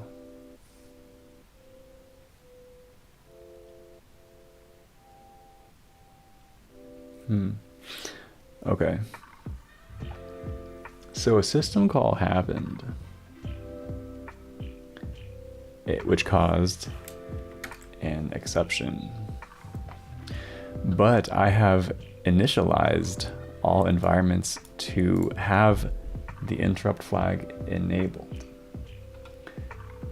The system call exception has, where is it?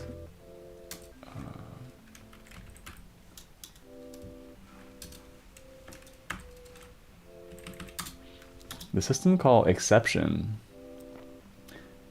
is marked as a trap exception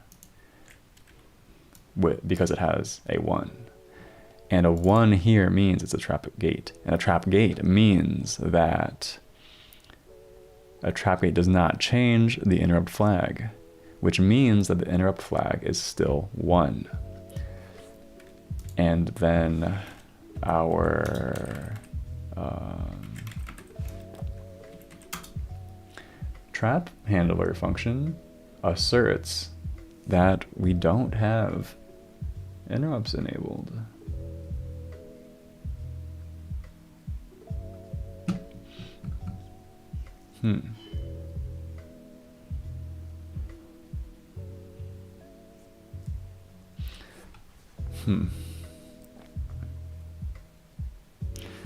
So what's going on? So we want to make sure that when processes are running, interrupts are enabled for the timer interrupt.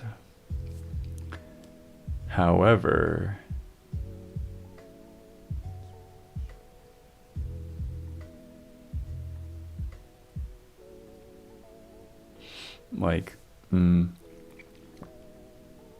however, we have this assertion there,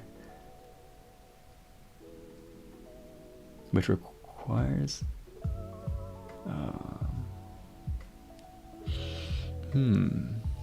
are assertions often used in kernel code or in user space code? I think it's kind of up to the developers, but yeah, assertions are used all over the place.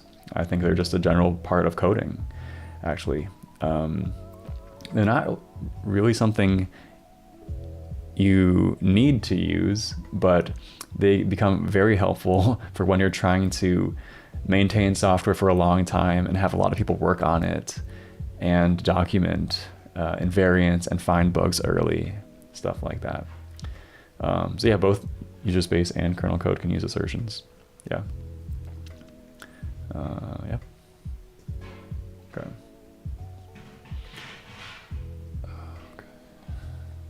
So we have these kind of conflicting things here. On one hand, when user space is running, we want to have the interrupt flag at 1 so that the timer interrupt can come through. On the other hand, we apparently want to have this assertion here that checks that interrupts are always disabled upon entering the interrupt handling infrastructure.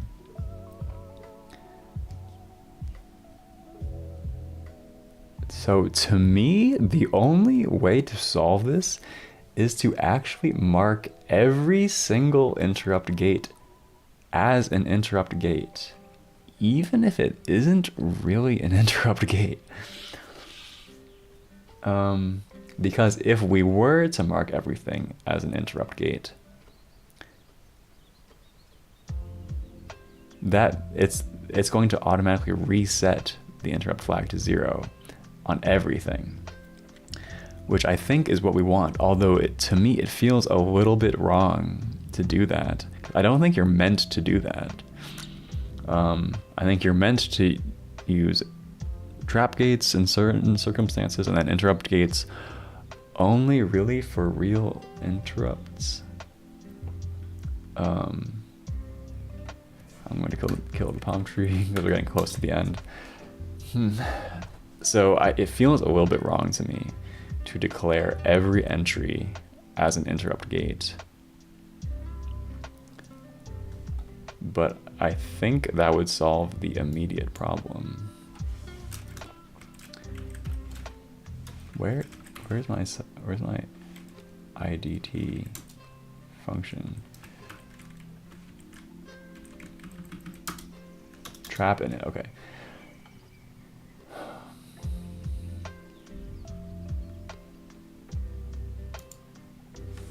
So I think as my kind of dumb fix, I'm going to change all of these to 0. I think that feels kind of wrong, but what this is going to do is cause them all to be registered as interrupt gates. That's always going to clear the interrupt flag, which is going to avoid the assertion.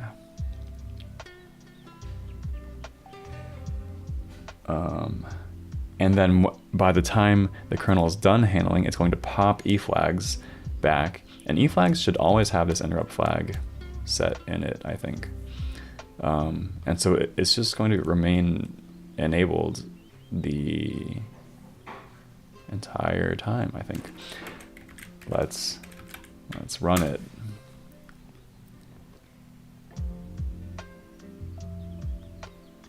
I think that worked. Okay, so what did we see? We are no longer seeing the assertion. That's cool. And we have this extra print that I want to remove. Oops. Wow. Clang D is inserting include. So I switched to Clang D for my kind of like IntelliSense in my editor, and now it's inserting includes for me. I think that worked actually.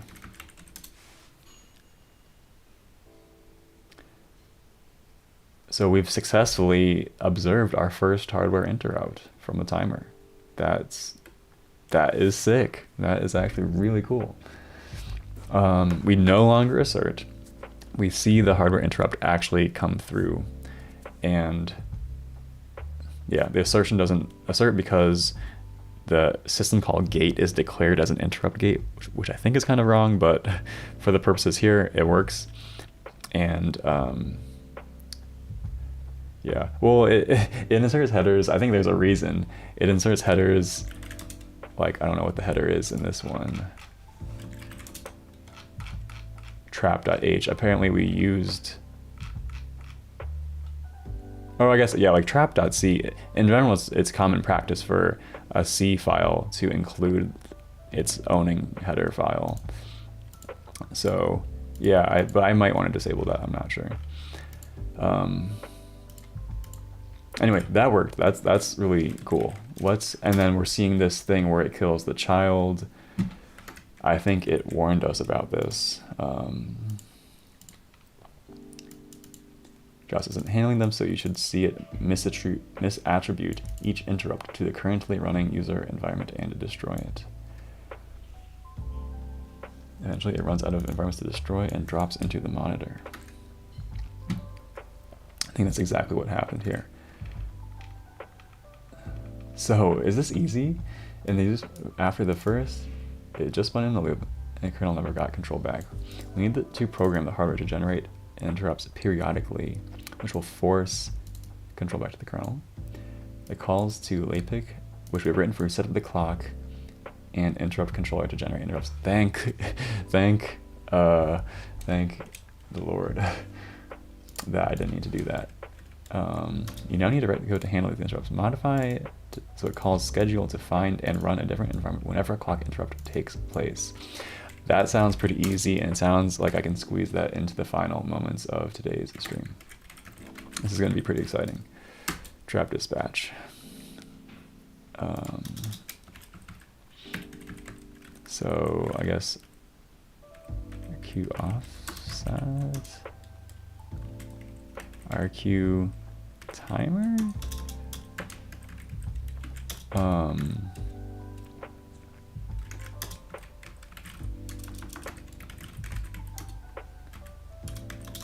I think that's kind of it, actually.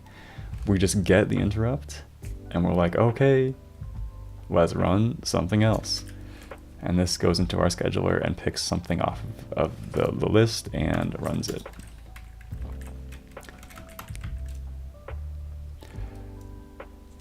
Anything else we need to do before the moment of truth? So this is super small and super easy. You should now be able to get user spin test to work. Parent environment should fork off the child. Sys yield to it a few times, but in each case regain control of the CPU after one time slice and finally kill the child environment and terminate gracefully. Let's go. Let's see.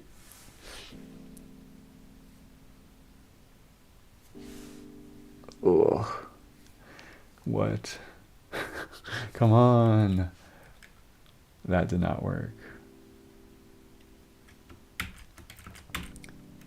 Why didn't that work?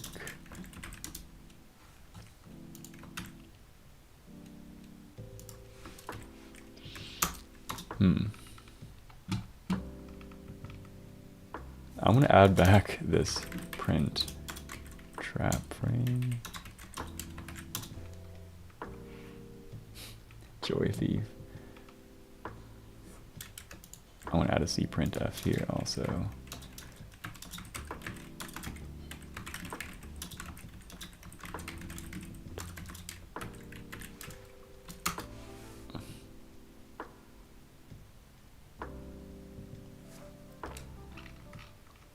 Okay, page fault happened, blah, blah, blah, blah, blah. System calls, wow.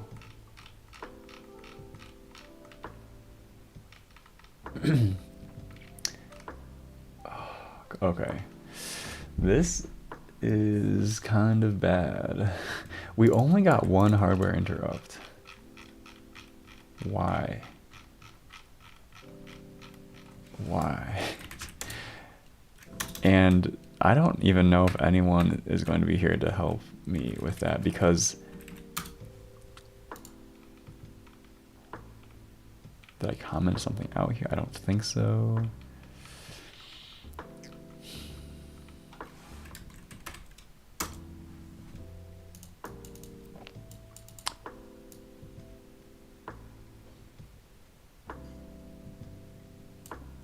Lay pick init and pick init.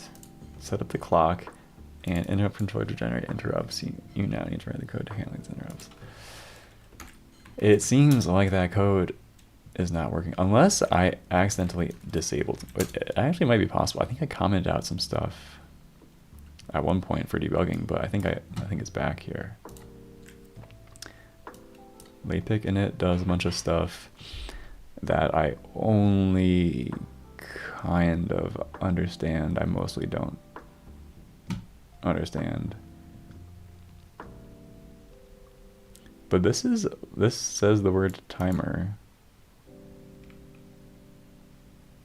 And a bunch of other stuff. Then pick init.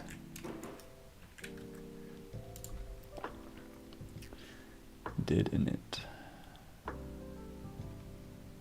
Setup master.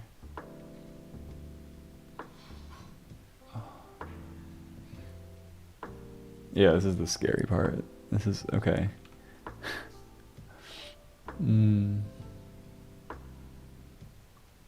I don't know. I don't know why that's not working, but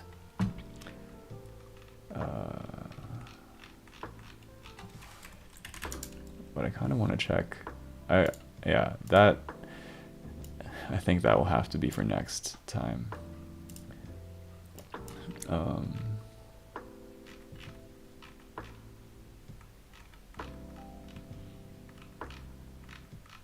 Where is trap?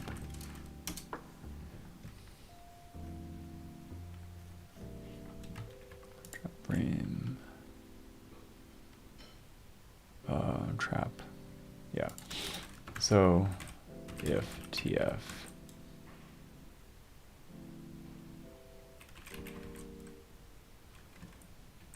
what is it? Trap number equals RQ offset. So I just want to only print out a trap frame if we receive the hardware interrupt.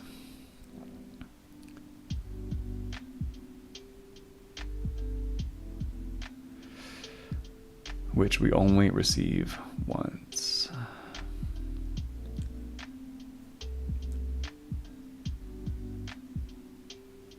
These messages are kind of weird.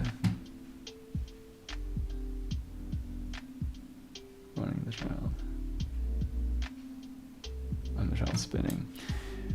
We only receive one hardware interrupt.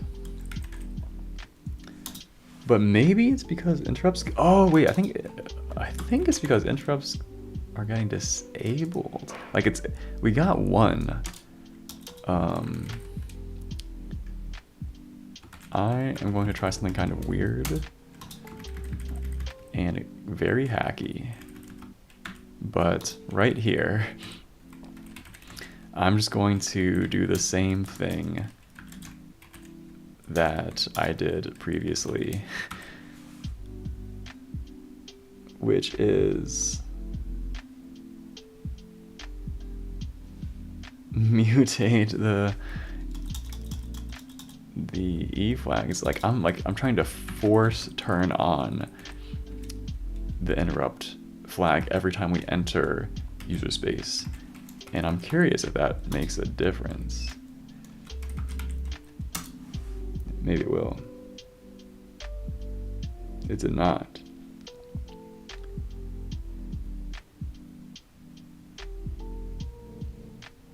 So what I was thinking is maybe there is some possibility that interrupts never got re-enabled for some reason, which is why we're not seeing these hardware interrupts ever again, basically.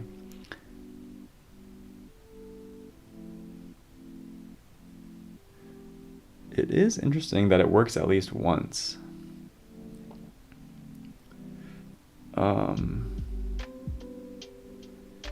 So now, I guess what can I do? In my debugger, or maybe in spin, I can maybe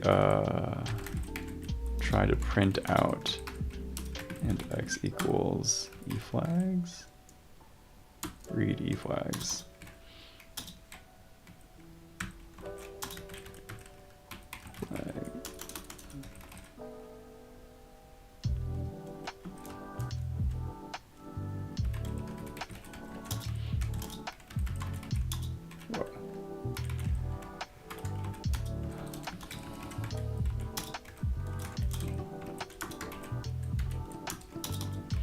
So here's my kind of weird attempt at debugging this. In the spinning child, I just want to see if E flags are enabled in the spinning child. This is going to produce a ton of output, I think. 512. What is... Ah, okay.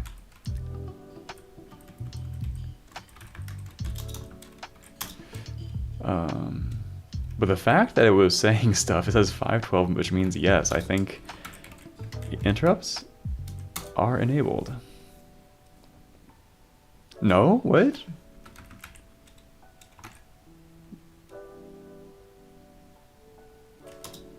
What? Why was it saying 512 and now it says 0?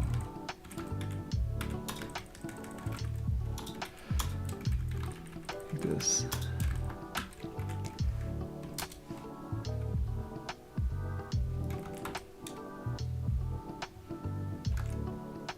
$286.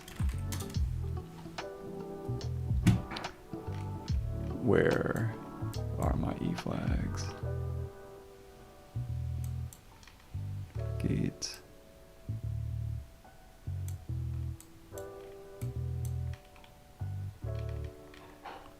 Page tables. Man. Okay, I could have sworn I had an E flags diagram somewhere, but it looks like I'll just have to... I could look in my manual, but I'm a little bit too lazy for that. Level.eu.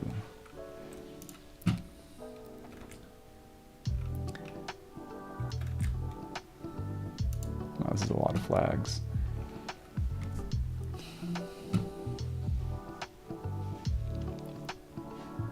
It's bit 9.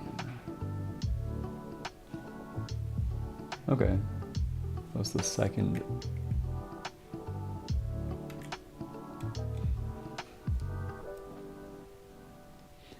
So if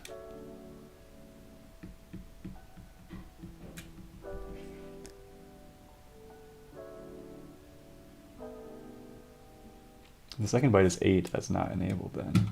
Why was it saying 512? What was up with that? Oops.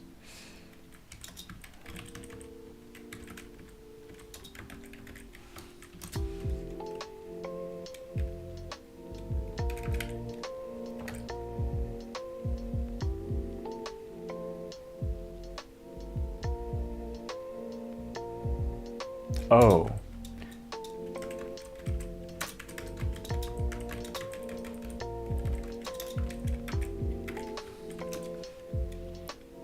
I think this should print 1. Yeah.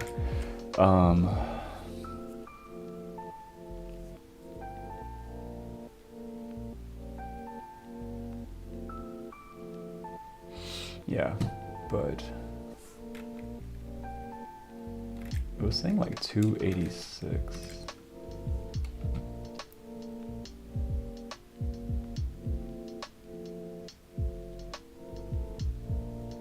Oh, whoops, no, I'm kind of stupid. Okay, 286. 286, right? And that would be 2. This is set, right? Because it's the third nibble. So that is definitely set. So if I remove this, does anything change actually? Does it stay set? It stays set. So actually this is not necessary. Yeah, that's the worst case scenario because that means interrupts are enabled and there is some other reason we are not getting interrupts. And I think it might be some problem with this code.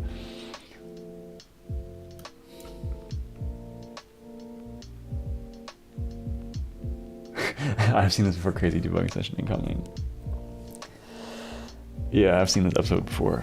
Oh no. Okay, so yeah, this is crazy. This will be really intense because this is like not even within the realm of like the course. Well, I guess this is yet maybe another example of the course materials bit rotting over time. Maybe this used to work with the version of QEMU that they were using at the time or whatever, but I'm trying to follow this course and maybe something happened. I don't know. I think the code used to work, and I think something may have changed with QEMU in the meantime. I'm using a much newer QEMU version than they had at that time.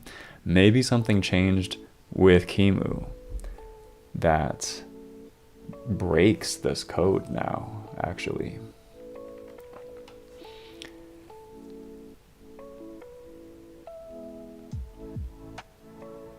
Enable, yeah, I do not, this is really low level stuff. All right, well, that was exciting. I am gonna end the stream now, but thanks a lot for joining. Yeah. This is another case of kernel optimization messing with the kernel. Maybe? I kind of hope not. I kind of don't think so in this case, but it is possible. It's also possible that maybe the compiler version is a lot newer than what they were using. Yeah, I'm not quite sure. All right, I'm gonna promote myself. Thank you for joining my stream. Here's my Discord server. If you feel like keeping in touch, please subscribe to my channel if you like what I'm up to. I'm here every week, and that's it for this week. Thanks a lot. I'll see you next time. Bye, and bye, Ismail. Thanks for hanging out.